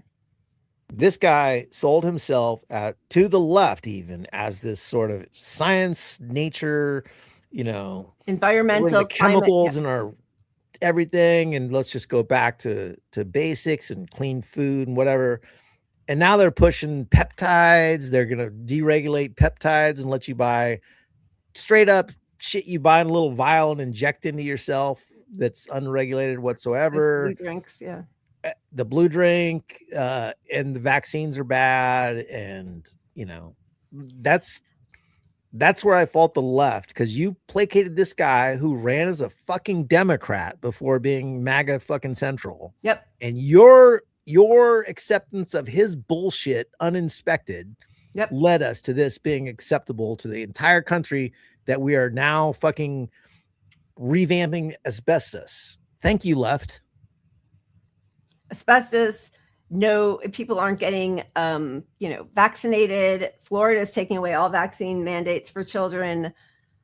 And now, like, it's kind of crazy to me, but I've been seeing in mainstream media talking about, and it's horrible, this new strain of COVID that is not only being found in 25 states, but it's affecting children predominantly. And this was all, 6 years ago, I tweeted that we are creating a mutation factory with the level of not accepting vaccines. Not that they're the panacea to this problem. Right. But or masks. Put a mask by in your face. demonizing vaccines and then demonizing masking. Yep. We have, like, literally, if you built it in a lab and you want something to fucking mutate, this is how you do it. Yep. You have It's like a slow burn. Spread that is just going to end up with some variant that fucking makes us all blind. My dick falls off. I don't know. But no, it's horrific. Speaking of, I'm putting it out there, I have to confirm, but I was roped in by Ron Placone, friend of show Ron Placone, doing I didn't know this is what he was texting me about. He did it in stages. So he texted me when I was in Florida, and he was like, hey, I could use your help. I could use your expertise on something. And I was like, okay, well, you got me. You're calling me an expert. Like, sure. What can I do? He's like, are you gonna be back by Monday? Yeah. And then I'm getting worried because I'm like, oh shit. And he was like, great. Want to do a debate with me on the Convo couch? We're the pro-COVID conscious side, and Craig Pasta and somebody else are going to be on the other side. And I don't want to have a debate about this because I feel like we are in the 6th year now. No, 7th year. Wait, 20. Yeah. And this is the 7th year of COVID. The information is out there. Like, I don't want to have an argument about masks. And if they're like, but anyway, I think it might be a little more about how that sort of divided the left. I don't know. So I'm hoping that everybody has a big heart and open mind. But it's okay. So since I'm not going to be, I will be in the chat if I can. Thank you. It's supposed to be tomorrow at 11:15, I hate this but I don't so know. much. I hate it so much. I don't want to do it. Because what's going to happen is that they're going to come on, debate things, and they're going to say, well, vaccines aren't real. Or they're going to say, well, COVID's not real. Well, no, germs aren't real. Yeah. Or it's good to keep getting infected because you build your immunity. Yeah. So if germ theory isn't real, like, whatever you prove, they'll fall back on not real. And their audience already went down this whole right-wing shit. So their audience is entirely on board with, some level of bullshit about COVID, because they were the leading scumbags about COVID. So fuck you, Convo Couch. I hope you fucking die in a fire in Minecraft. I'm going in with an open mind. I don't know the people at all. And so I feel like if I can spread a little bit of truth and it reaches anybody. All right. Well, so just hearing this, please, people, if you can, get in the chat on this thing, bring some defense to Lila and Ron and rationality, and defend science a little bit. I just remember when you and I were on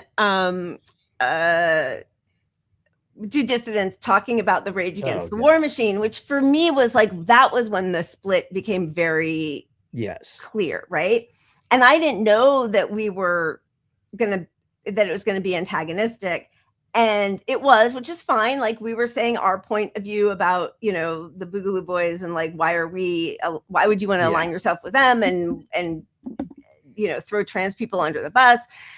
And then in the chat, people were like looking up. They were like, oh, she's married to Josh Stolberg and he's a screenwriter. She's so bougie. Oh, she went to, and they're like looking at my personal. Oh, the audience was the biggest bunch of scumbags I've ever dealt with, to the point that who's the kid on the show? It was, the younger guy. Shoot. No, it was Due Dissident. So it was Russell. No. Russell and Keaton. Keaton the younger one? Yeah. So Keaton, after the show ended, totally apologized for his audience to me. Yeah. And now he's fully 100% in sync with them. So, you know, he was like, oh, that was embarrassing. I'm sorry I brought you on. And the way they talk, I don't believe that. And now he's fully fucking preaches that shit because they made a bunch of money by sucking up the door on this shit.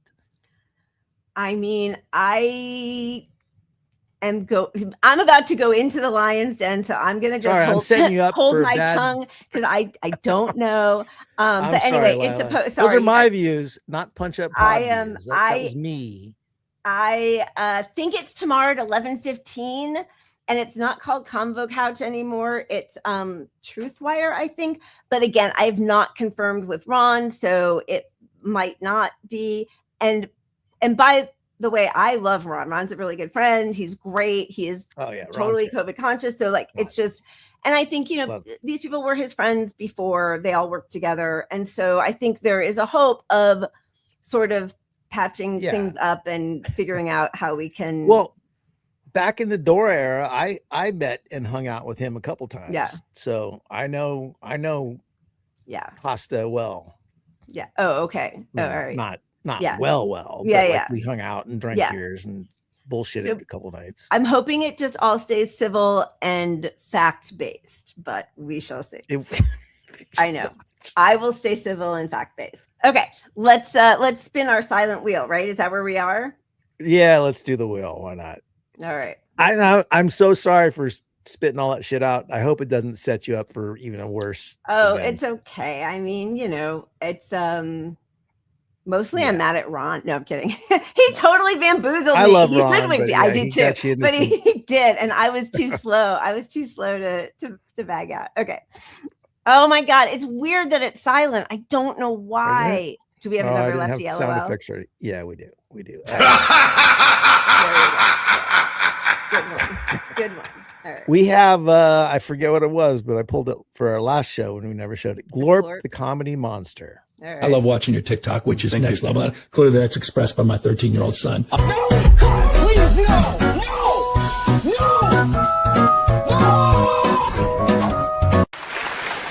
Wow, thank you. You know, it wasn't easy. People think that anyone can do it, but I spent seconds, even minutes, coming up with the right prompt. At first I prompted, create good art, and the results were okay. But then I had a stroke of inspiration. I prompted, create great art. Oh, of course. I hope you enjoy my creation. Thank you.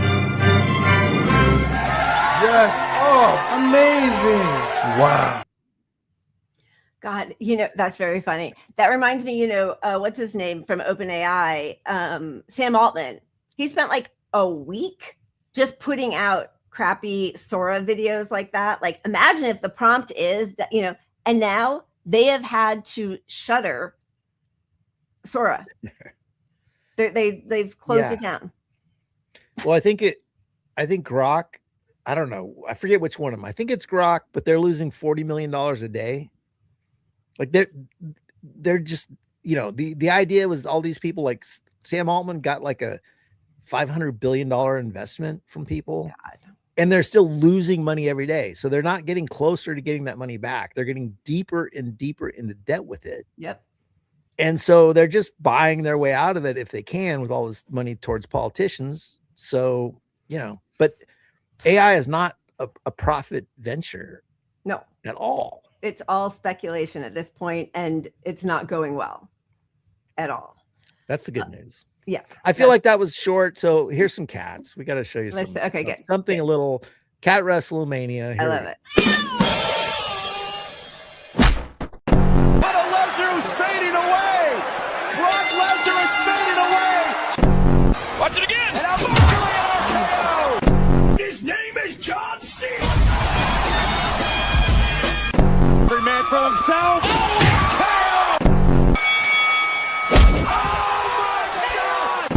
Rollins with the pedigree. What a knee. Unbelievable resurrection for the Undertaker. Name is John Cena. Finishing touches on this match. Cena delivery. The man for himself. Cena delivery. Roman Reigns. KO by Orton.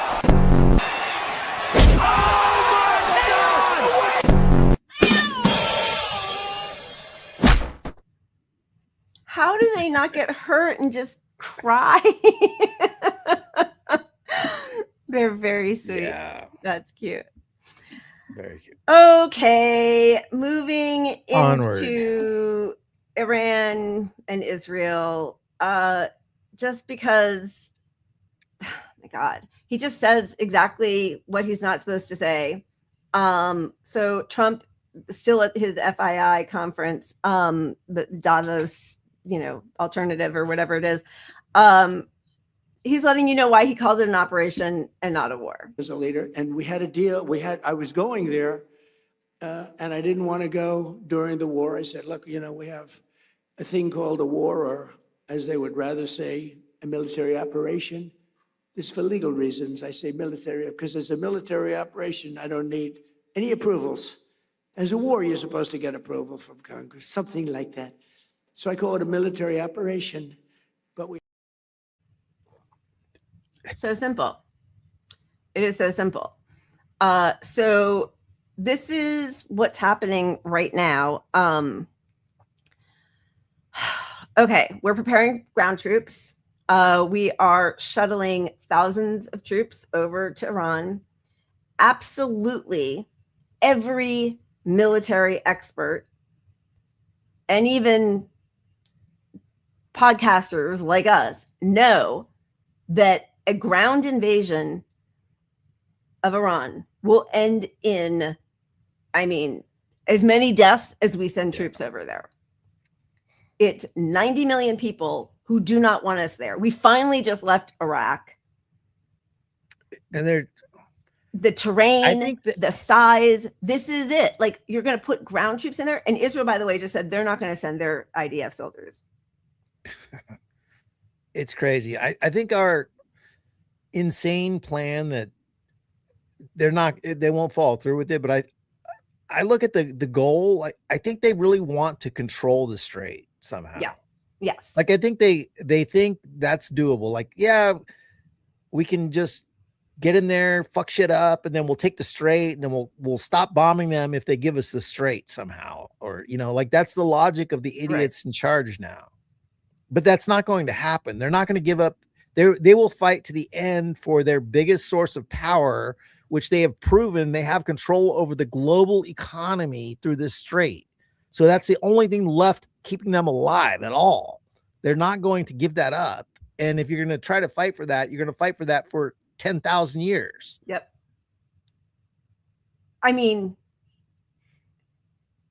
Nobody disagrees with that. Trump and the 5 people around him are the only people who thought this was a good idea. And in the meantime, also, even obviously, like, I hate cheering on death and destruction, no matter what. It just feels awful.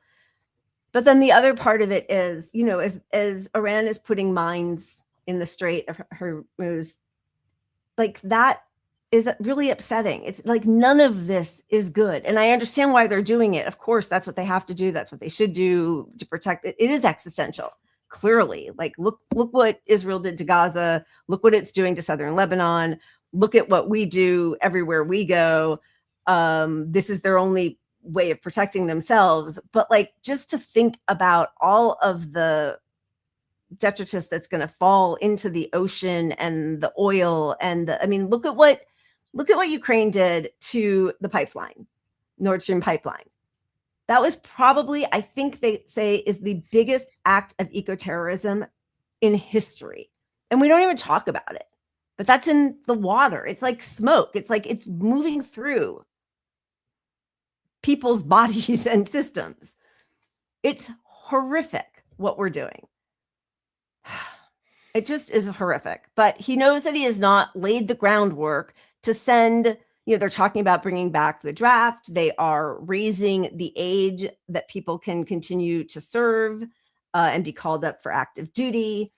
And they are doing this all ass backwards because they didn't even try to make a case for invading Iran. Why would they think that they have to? They thought they were going to go in there and do a Maduro operation.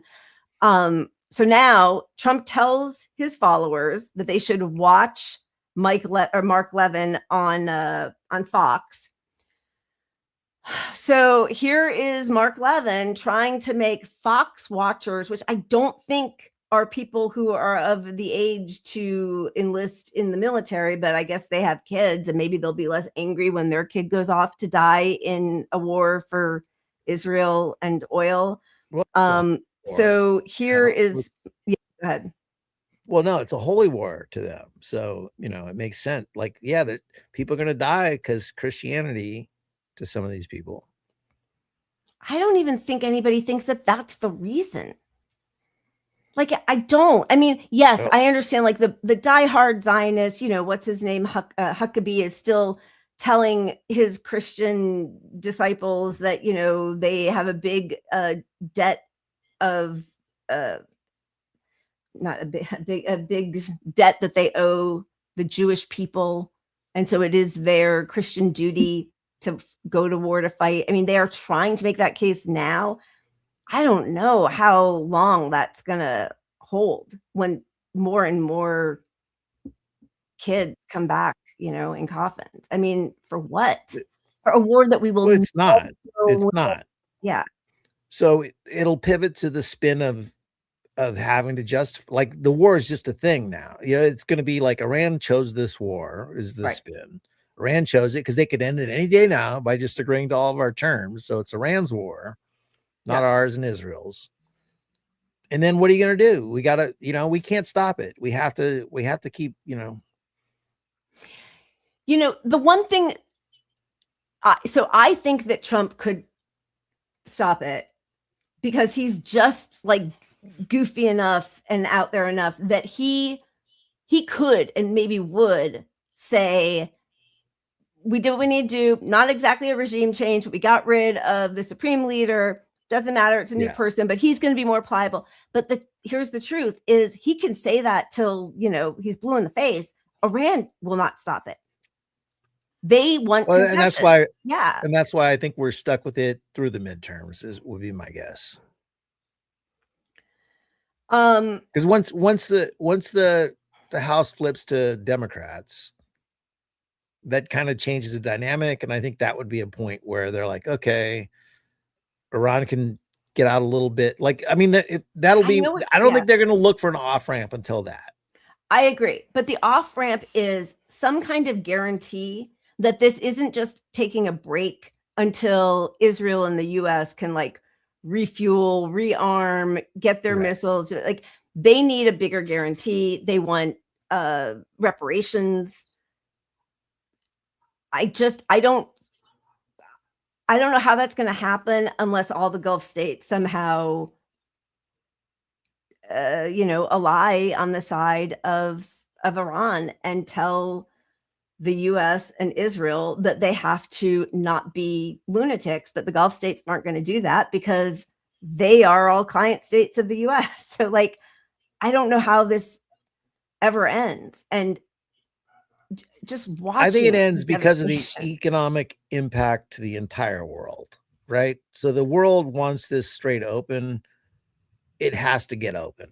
But that means not going to. Right. It's not going to get owned by the U.S. and Israel ever. That's a fantasy of people that are losers. Right. And losing. But they are going to have to control their pit bull of Israel because nobody trusts Israel at all. And I mean, nobody trusts the United States either. Right. Yeah. But like Israel. No, I don't know how we get there exactly. I don't know, what that looks like. Defections from some of our allies, maybe, but it'll get there, I think. And it'll get to a point where we will accept Iran's deal and pretend we won the war. Right. Somehow. Right. But I definitely don't know how Iran is going to feel like they've gotten the concessions that they need. I mean, the EU nations are not engaging in this war with us. So that's good. But Iran still needs a guarantee that it won't get attacked in another 6 months.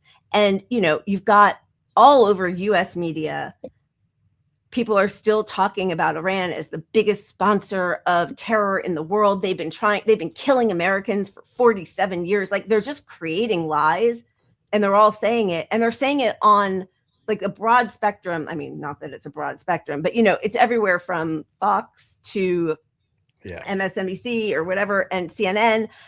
I actually watched Mearsheimer was on Charlie Rose. It was really interesting. I never watched Charlie Rose, but I saw that he was on, and I just was curious how he would be received on something that was more, normie Dem kind of fare.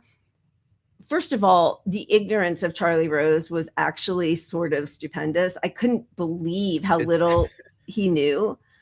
And the questions. It's kind of amazing. I used to watch him all the time. Like, I loved watching Charlie Rose sit down interviews. I really did. Yeah. But then, I mean, he got, I didn't know he was even back. Because, he was. Because of the Me Too stuff. Like, he was, right? He sexually harassed or assaulted some of his staff. Yeah. Yep. But Mearsheimer was really skilled and was so kind to him. Like, he kept, Charlie Rose kept interrupting him to try to put in a quick thing that was either anti-Russia or, and Mearsheimer really took his time. He was so congenial. And by the time he sort of roped Charlie Rose into why the US was maybe going to attack Cuba because they were worried that Russia was putting some of its military on the bases, and that was a threat to the safety, to our sovereign safety. And Charlie Rose was like, yes, exactly. And then he was like, and so now you understand why Russia did not want NATO forces coming in. But he was saying things, it felt so rudimentary. Right. Like, why are you having a conversation at this sort of level? But anyway, this is all to say, my point is that people, again, have been so lobotomized and propagandized about Iran that they all on the media seem really to think like they are terrorists, they are evil, they've been trying to kill us for 47 years. That's just but this whole thing just exposed more distrust in the media, because there's still no justification for this. Americans still don't know why we're there. Yeah. There's nothing from the administration. And if there's nothing from the administration, why is the media doing propaganda for this war? Because they're evil terrorists. I mean, I don't understand. I don't understand how they are all coming to this. And in the meantime, they are doing to Iran exactly what they did to Gaza and what they are now doing also to Lebanon. They are attacking the tech universities in Iran. They are killing scientists and engineers.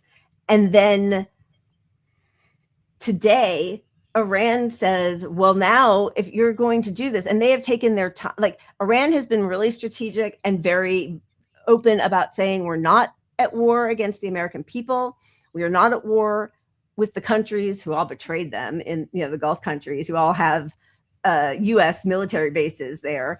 And in the media on BBC and CNN, they're talking about, Iran, see, it's this crazy nation. It's attacking all of its neighbors. No, it's attacking US military bases that are hosting the people who are attacking them. That's what they are attacking. And by the way, Bahrain, the people were out in the street cheering when they saw the missiles raining down on the US military base. Iraqis thrilled. Finally, the US is out of there. They've been begging us to leave for decades, right? So But so today, I think Iran said that now they were possibly going to be targeting U.S. universities.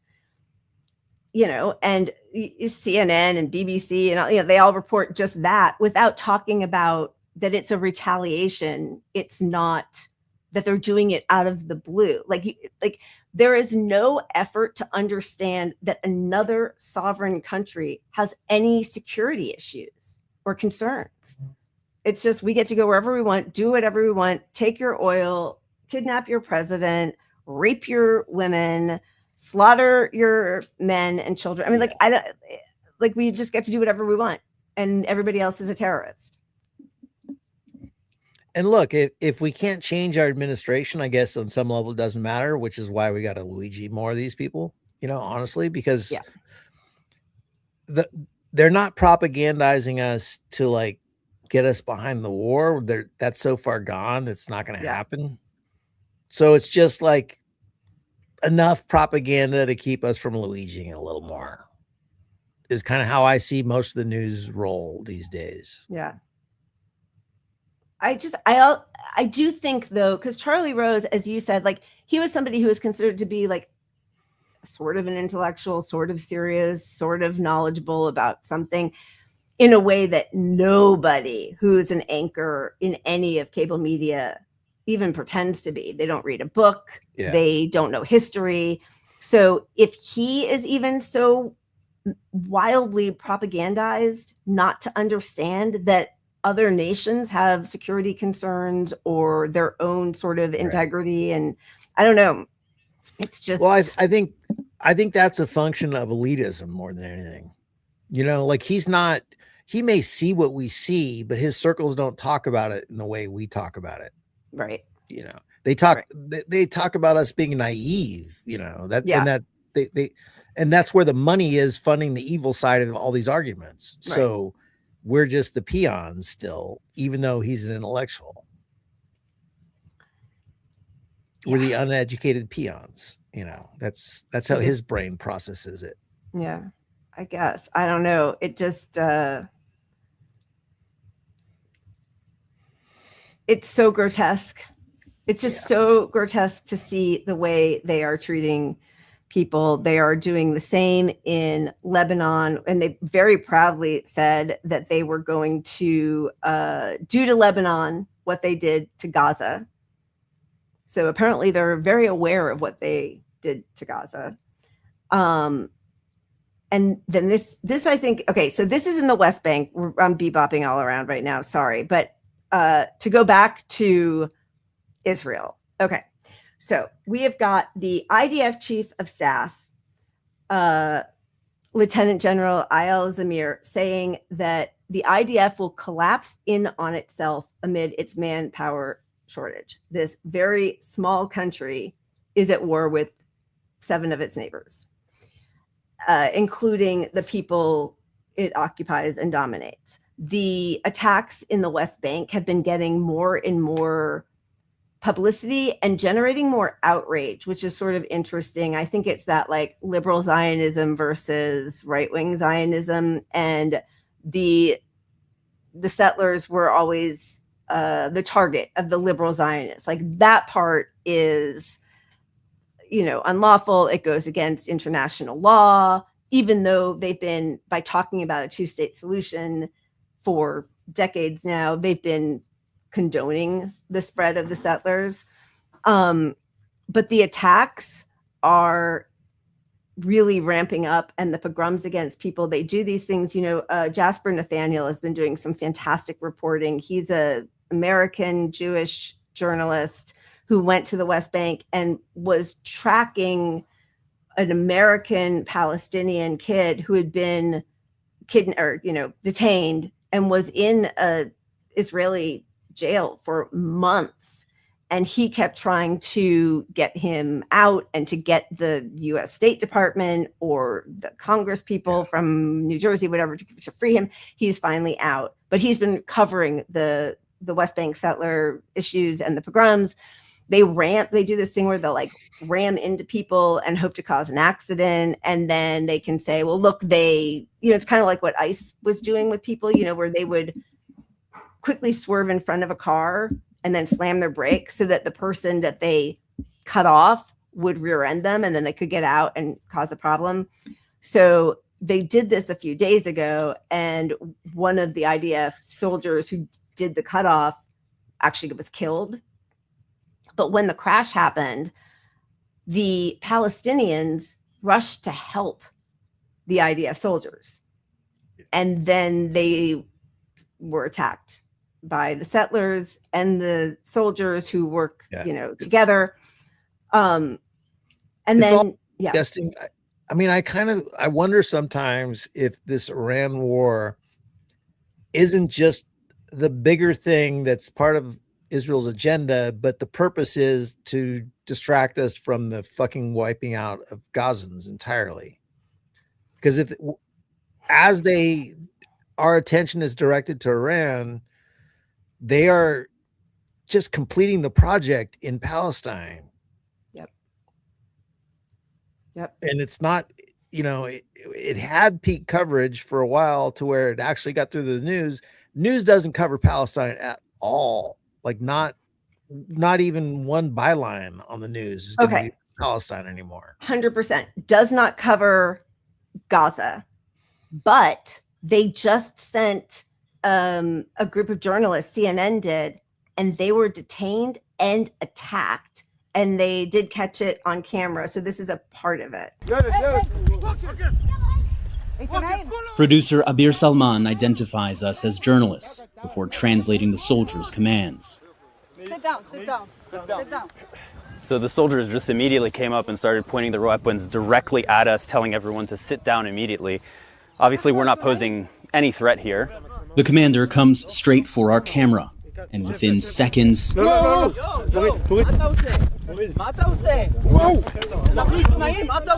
A soldier has just put photojournalist Cyril Theophilus in a chokehold, forcing him to the ground. Don't touch him like that. Don't touch him like that. Give me my phone. The soldier who assaulted Theophilus continues to demand he turn off his camera before another smacks my phone. So as you can see, what we have seen happen in the last 24 hours is that settlers came to this area. They settled that hilltop, and now you have a lot of soldiers coming to this area with the Palestinians in this area. They're on top of the home of Imad, the man that we were just speaking to. And we're seeing the soldiers treat the Palestinians in the area as the threat, when really what started this problem was obviously the settlers who came in the middle of the night and took over land that's not theirs. The Palestinians here are detained and questioned. Soldiers detain us too and walk us back to our vehicle. They say they're trying to establish order between settlers and Palestinians. I mean, and meanwhile, there are pictures and video of settlers just in the West Bank pointing their guns into the homes, like just sniping at Palestinians in the West Bank. I mean, they're getting away with whatever they want. We have not stopped them at all. They're only emboldened. I mean, to let a genocide happen and then see all the signs of them trying to repeat it in Iran, which is, you can't even, they won't be successful, but US and Israel can just carpet bomb like crazy and kill civilians and target journalists in Iran. So yeah, they're going to, while we're over there watching Iran, they're going to just amp up their fucking genocide in Palestine because nobody has put any pressure to stop them, on no effective pressure at all. None. So I think it was it's such a long time and there've been so many, atrocities, but there was a family in the West Bank that their car was shot into. The parents and I think 3 siblings were killed. 2 siblings who were like 8 and 11 who were crying were then beaten by the settlers who killed their family. There's another group in the West Bank, another family that was attacked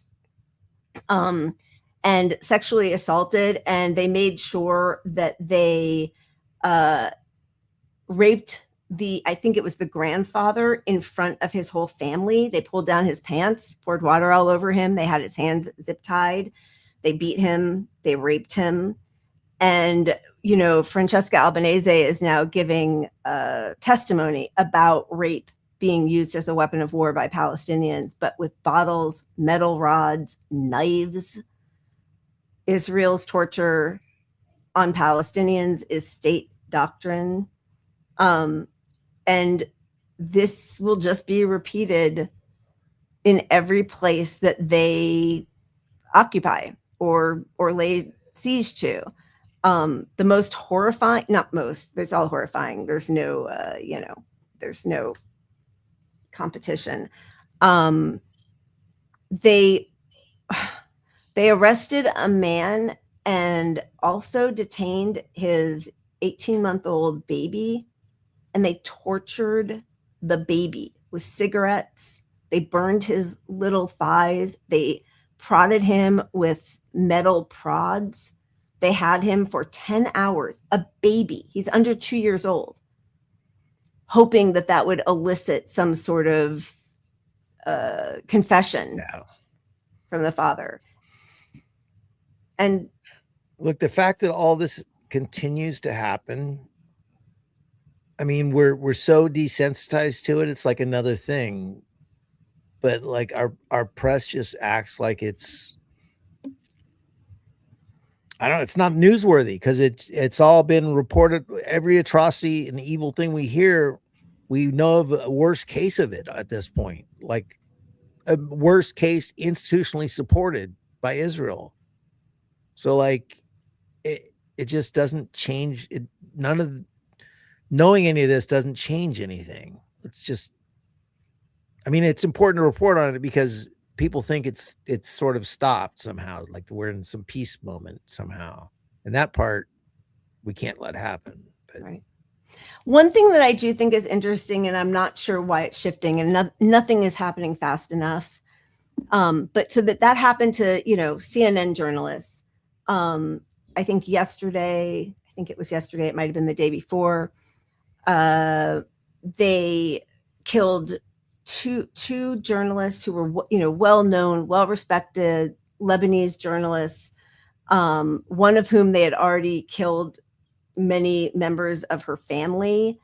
So this was on the 27th. Yeah, so 2 days ago, Israel deliberately killed at least 3 journalists and also struck a van of 5 medics, killing them all. Comes as their forces are getting ambushed by Hezbollah semi-regularly on the ground. Killing medics and journalists from the air is safer and likely connected to the battlefield losses. And it was a double tap. So they killed journalist Ali Shoaib and Fatima Ftuni in southern Lebanon, and also Fatima's brother. And then they tried to say that one of those journalists was from Hezbollah, was attached to Hezbollah. Oh, sorry, that's the wrong thing. I just want to show you this because this is crazy. They talked about him being connected to Hezbollah, which again is why anybody who says that Hamas and Hezbollah and Houthis are terrorist organizations only add fuel to this fire, right? Because then everybody is a potential death knell for an Israeli or for any of us, because they're all just terrorists and they're doing, you know, for whatever reason, nobody knows why. They just want to, they hate us for our freedoms. They just want to kill us. So anything you do to any member of their family, anybody who's adjacent to them, it's all terror. They're either going to grow up to be terror, right? It's all this sort of like, the pre-crime also just. Well, that's why the first thing they always do is get everyone to condemn Hamas. Right. Yeah. Because once you condemn Hamas, then all this is just sort of like, it's the spoils of war with Hamas. Exactly. Exactly. What happens. So then they got found out. 3 Lebanese journalists were killed, including Ali Shoaib, who worked for the Hezbollah-affiliated Al Manor television network. The IDF accused Shoaib of operating as a member of Hezbollah's Radwan forces and included a photo of him wearing a military uniform. When asked by Fox News about the source of the photo, the IDF responded, quote, "Unfortunately, there isn't really a picture of it. It was photoshopped." The IDF announced they have conducted new raids into southern Lebanon over the weekend, taking troops from southern Syria into southern Lebanon. Guys? Thank you, Trey. So that's Fox News. And, you know, and there's pictures of that journalist with IDF soldiers from a few years ago, because he's a journalist covering war, which is what journalists are supposed to do, like to expose what's happening. And they're doing, it's the exact same playbook. It's, you know, it's the Gaza playbook that they are doing. Everybody's a terrorist. Anybody, if you're, yes, it's a Hezbollah run station. Well, what, you know, we have state run media in its own way. We have a president who, you know, withdraws funding. We have people who cover the State Department who don't ask any questions, who are just stenographers. And if they sit down with Biden, does that make them complicit in genocide? I mean, on some level it does if they don't ask him the right questions or expose the truth about what he knew. But like, if you are ever seen with any member of a government that you state is your enemy, does that make, like, there are supposed to be rules of war. There are. But if you're going to follow the logic of this guy's being justified murders, I mean, if it was justified somehow because of that connection, well, Larry Ellison in the IDF, he's the biggest donator to AIPAC. Yep. Right. So he now is the biggest owner of the media in the US. So now all these institutions can be tied to Israel and then legally bombed. Is that what you're saying? You could just, you know, Debbie, she delivers coffee as an intern at CBS, but you know, CBS is tied to IDF. So she's an IDF soldier.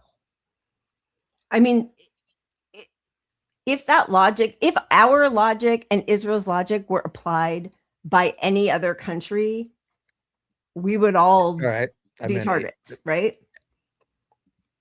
But I do think it's interesting that Trey Yanks guy, I mean, he's Fox, and I think there, you know, believe me, plenty of things that he has said and done that I, you know, would never agree with, but he's actually been fairly good when he is able to get in and report on anything about what Israel is doing to Palestinians. And I think the fact that they are revealing what we've all known for quite some time, that Israel lies every time they open their mouth about anybody they kill. And you're just supposed to trust that, oh, because we're the good guys and they're the bad guys, if we slaughter children, it's a mistake because we're the most moral army and it wasn't intended. But if a child dies at the hands of one of them terrorists, it's because they are deeply evil to their core. And so I think the fact that Fox is reporting on that, I think the fact that CNN's people got detained and held in a chokehold, you know, I think that is all waking some people up. Yeah. Well, I hope it wakes people up, but I don't see it as a turning point. I see it as an exception that snuck through somehow from either journalists, self-interested, like these guys at CNN are getting sent over there to now, you know, move into Palestine deeper and do some coverage. And they're like, we got to save our asses because we're at severe risk if we report on anything real. Therefore, here's the story about us being at risk so we don't die, which, you know, I'm not saying that's bad on their part, but they're not. Yeah, I mean, it's too late to do the hard hitting stuff. Like where they've been for real news is going to break through. No, CNN. It's a self-interested, like it's CNN saying to the IDF, "Hey, we're going to report on you if you put our journalists at risk." Right. It's not waking up anybody in power to say, like, if Gavin Newsom and Democrats can't talk about this being a genocide or defunding Israel and not arming them, and you have Blinken doing and Jake Sullivan walking around in public after committing genocide and not following US law and continuing to arm a country that was, to their knowledge, they knew about it, was actually, you know, I mean, we all know, but was, you know, preventing humanitarian aid from getting in. That is against US law. They should all be in jail. Yeah. I mean, dude, every politician in Washington should be in jail. Let's be real about it. And these journalists, you're doing state propaganda for a genocidal country. Yeah, it's bad. Okay. Just a reminder that this is something that we've known for quite some time, is that they have a legitimization cell in the IDF that is tasked with linking Gaza journalists to Hamas. And they, again, are doing this in Lebanon. I'm sure they will do it in Iran, treating the media as a battlefield. A secretive army intelligence squad scoured Gaza for material to bolster Israeli Hezbollah, including questionable claims that would justify the killing of Palestinian reporters. So that's, I mean, the bravery, the courage of people who will still go out there with a press vest on. That Courtney, oh gosh, we showed a clip of her. I think she might be Lebanese American, but she speaks with a U.S. accent, blonde. She was right there. Like she wasn't wearing a press vest, although, I mean, on some level, it feels like that's just placing a target on you. It'd be safer. Yeah, but she has been covering the siege and invasion of Lebanon, and I don't know. I am scared for all of these people who are out there, but we need them. And what they're doing is so courageous, but Israel will just slaughter them all. And the U.S. doesn't care if our own citizens are killed. So, you know, Shireen Abu Akleh was killed. Nobody cared. We started the war with Iran, bombing, killing 100 schoolgirls. Yep. And that didn't move the needle on this. I mean, it moved the needle on public opinion, but it didn't change policy at all. Public opinion does not equal policy anymore. We're so far beyond that. That is absolutely, yeah. And you have the Hegseth up there talking about no more woke rules of engagement. Like it's woke to have rules of law. And a huge article that we pulled a couple weeks ago from The Atlantic talking about how in Iran we're beyond, making a case in Iran we're beyond international law. They are such terrorists that we can't operate in the sphere of international law anymore. It's too binary. There's too many different nuances when you're dealing with a terrorist state. No, and we always talk about how the media, you know, sort of does the fake left media it's kind of like the No Kings rally. Like, so I was listening to NPR and they talked about this very issue with Hegseth and his statement on, you know, no more woke rules of engagement. So the NPR has an expert on who's a military guy, and he basically says, well, the military is going to disregard that rule and operate correctly anyway. You know, that was his whole spin of the whole thing. So you're just downplaying the threat of our administration when you tell your lefty viewers who want to be upset about this, you're like trying to minimize that. And that's what did the guy say? I missed the thing that the guy said. Who's gonna ignore it anyway? Oh, NPR, they had a military guy on, and he said, look, there's the rhetoric out of Washington and how the military operates. Right. And he's like, the military is going to still operate within the rules of engagement, you know, that we're going to, so none of that really matters. And then, you know, they pushed back a teeny bit and said, well, you know, what happens to the person that their plane gets blown up in Iran and then they parachute down, and then the rhetoric has caused the people in Iran to think that your team isn't operating under the rules of engagement. So why should we? Right. He said, well, you know, so but the point is they use that to NPR, which should be pushing back maximally, right, brings on a guy to downgrade your fears about this. Right. Because they're supporting the war, you know, which is effectively what the fake bullshit left media does. Yep. They're not on our side anymore. Yeah, if they ever even were, but they certainly aren't now. I mean, they're all sponsored by Lockheed Martin and, you know, pharmaceutical companies. So, yeah, I just to start this war in the first place, and then to bomb a school and do a double tap, and then at this point, now I'm going to go back and forth. I think it is in Lebanon. They have already attacked hundreds of hospitals in Lebanon and in Iran. So like all of that hand wringing and Israel would never, and most moral in October of 2023 with Al Shifa Hospital. And then they decimated every single hospital in all of Gaza. And now they're doing the same. And with, so is the US. And the public's outrage against it in Israel, in Palestine peaked. And then we found this fake peace deal and it went away. And now it's like, well, we're fatigued with fighting for this stuff. So it just continues. I don't know. I mean, I think people are just like, it's so, we have so much learned helplessness because we have no place in politics anymore at all. All we have is, you know, if we could get our asses together and figure out how to shut down some businesses and fucking stop these assholes from making money off this somehow, we have a shot. But like, no Kings is, we'll vote us into some shit that's gonna stop. No Kings vote. No guys. Kings. Thank you. Thank you. No Kings. No. Just register.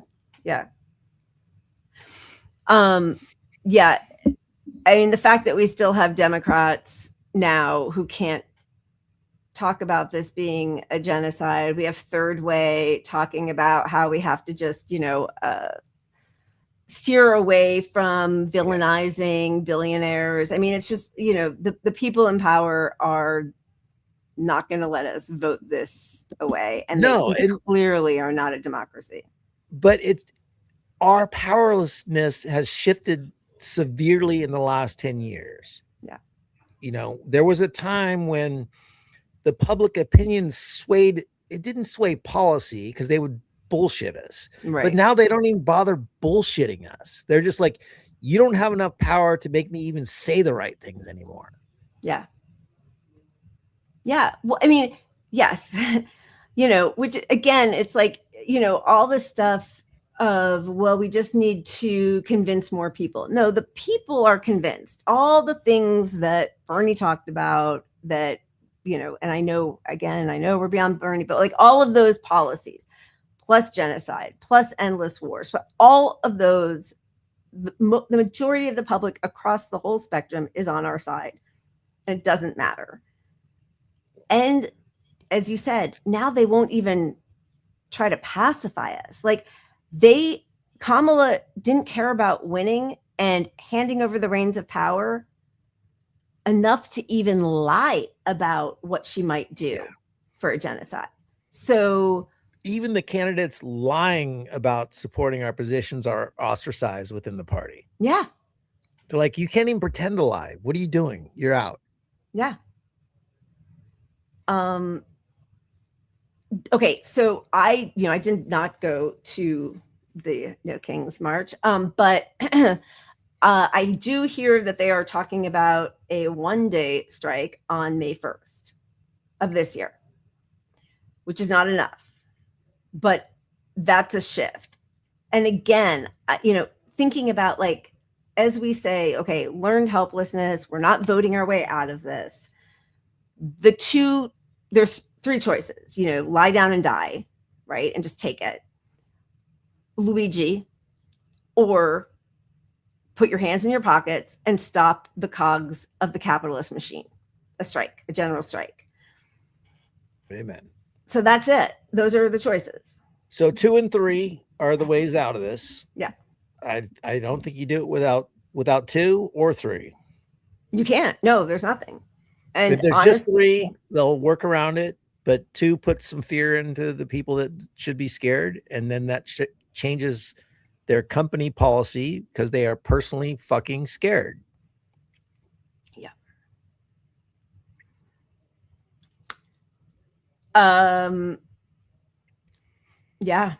I don't know. I wish I had in Minecraft. In Minecraft.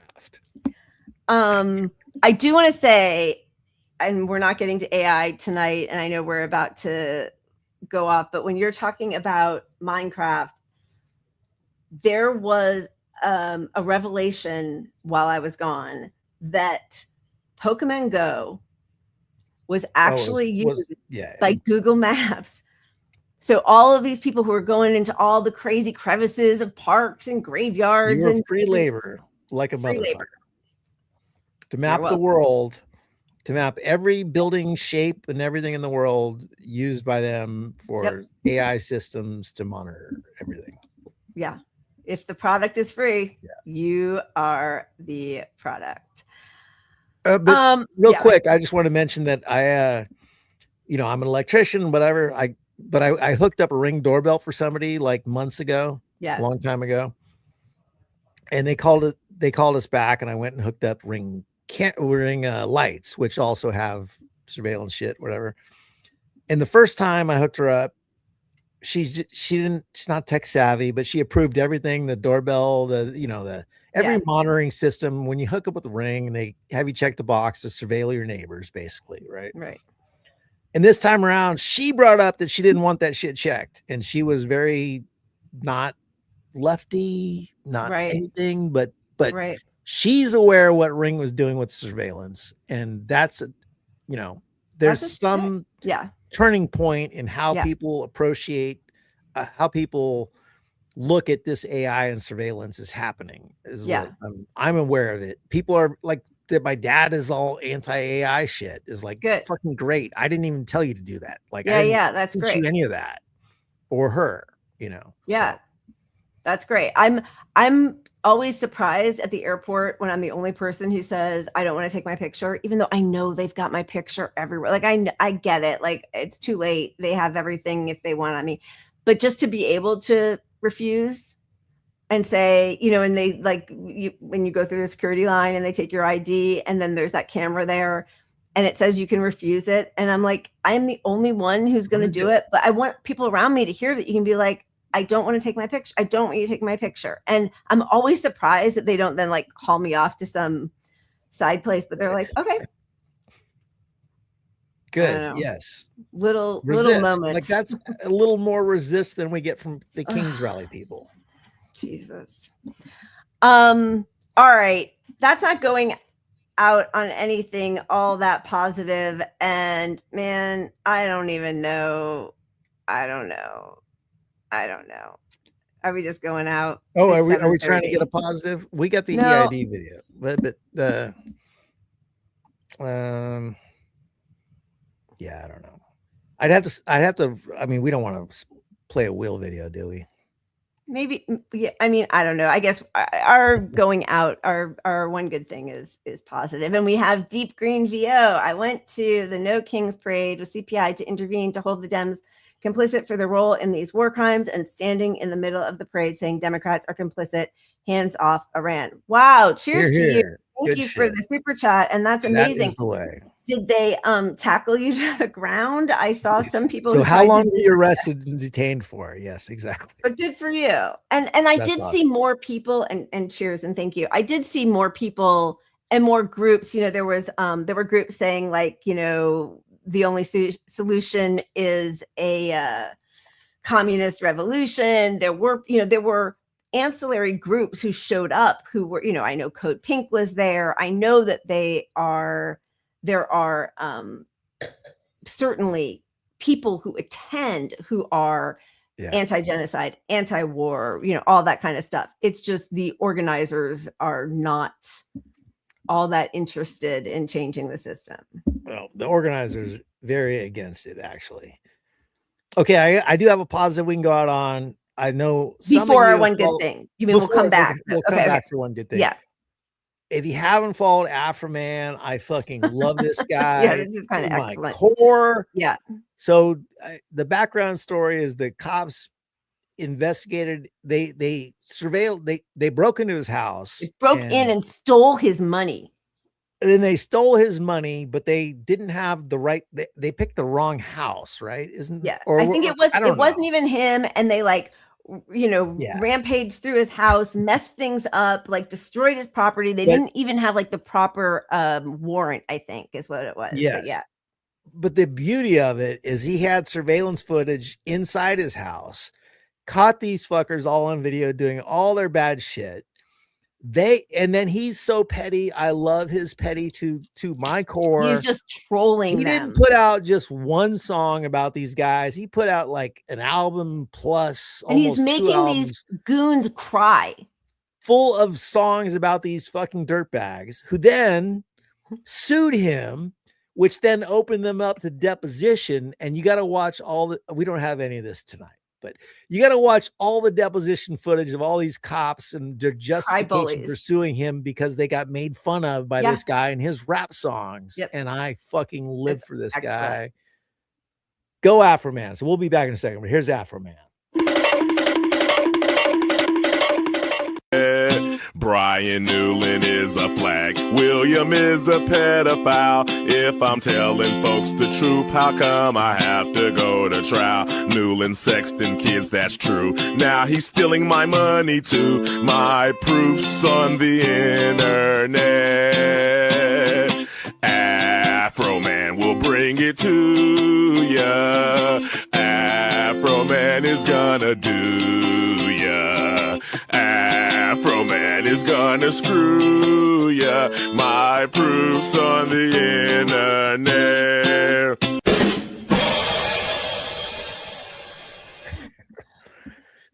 This dude he's got hours of videos. Like every song has video too. And the depositions are just amazing. Someone brought up lemon pound cake. So one of the cops comes in and looks at the pound cake on the counter for a while. Yeah. And he's got another song about fucking the guy's wife. And he won his court case against these fucks. And I just, justice served. Yeah. Little moments of joy are important to relish. Yes. Absolutely.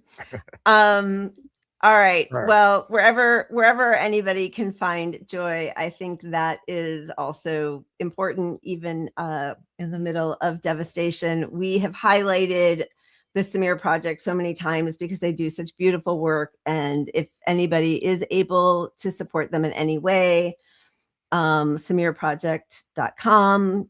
It is the end of Ramadan, and they found a way to celebrate among all of the devastation amidst the rubble. And so, we are truly inspired by them. Love you guys. So happy to be back. Think good wishes if you're not able to tune in, if that debate happens tomorrow. And we love you guys. Keep punching up. Yes. And I hope you tweet about the time tomorrow. I will. If I find, remember to join and get in the chat. And, we gotta defend our Lila. Lila's always right. That's right. Just say that. That's all you need to say. Thanks. Love you guys. And tomorrow. Cheers. Cheers.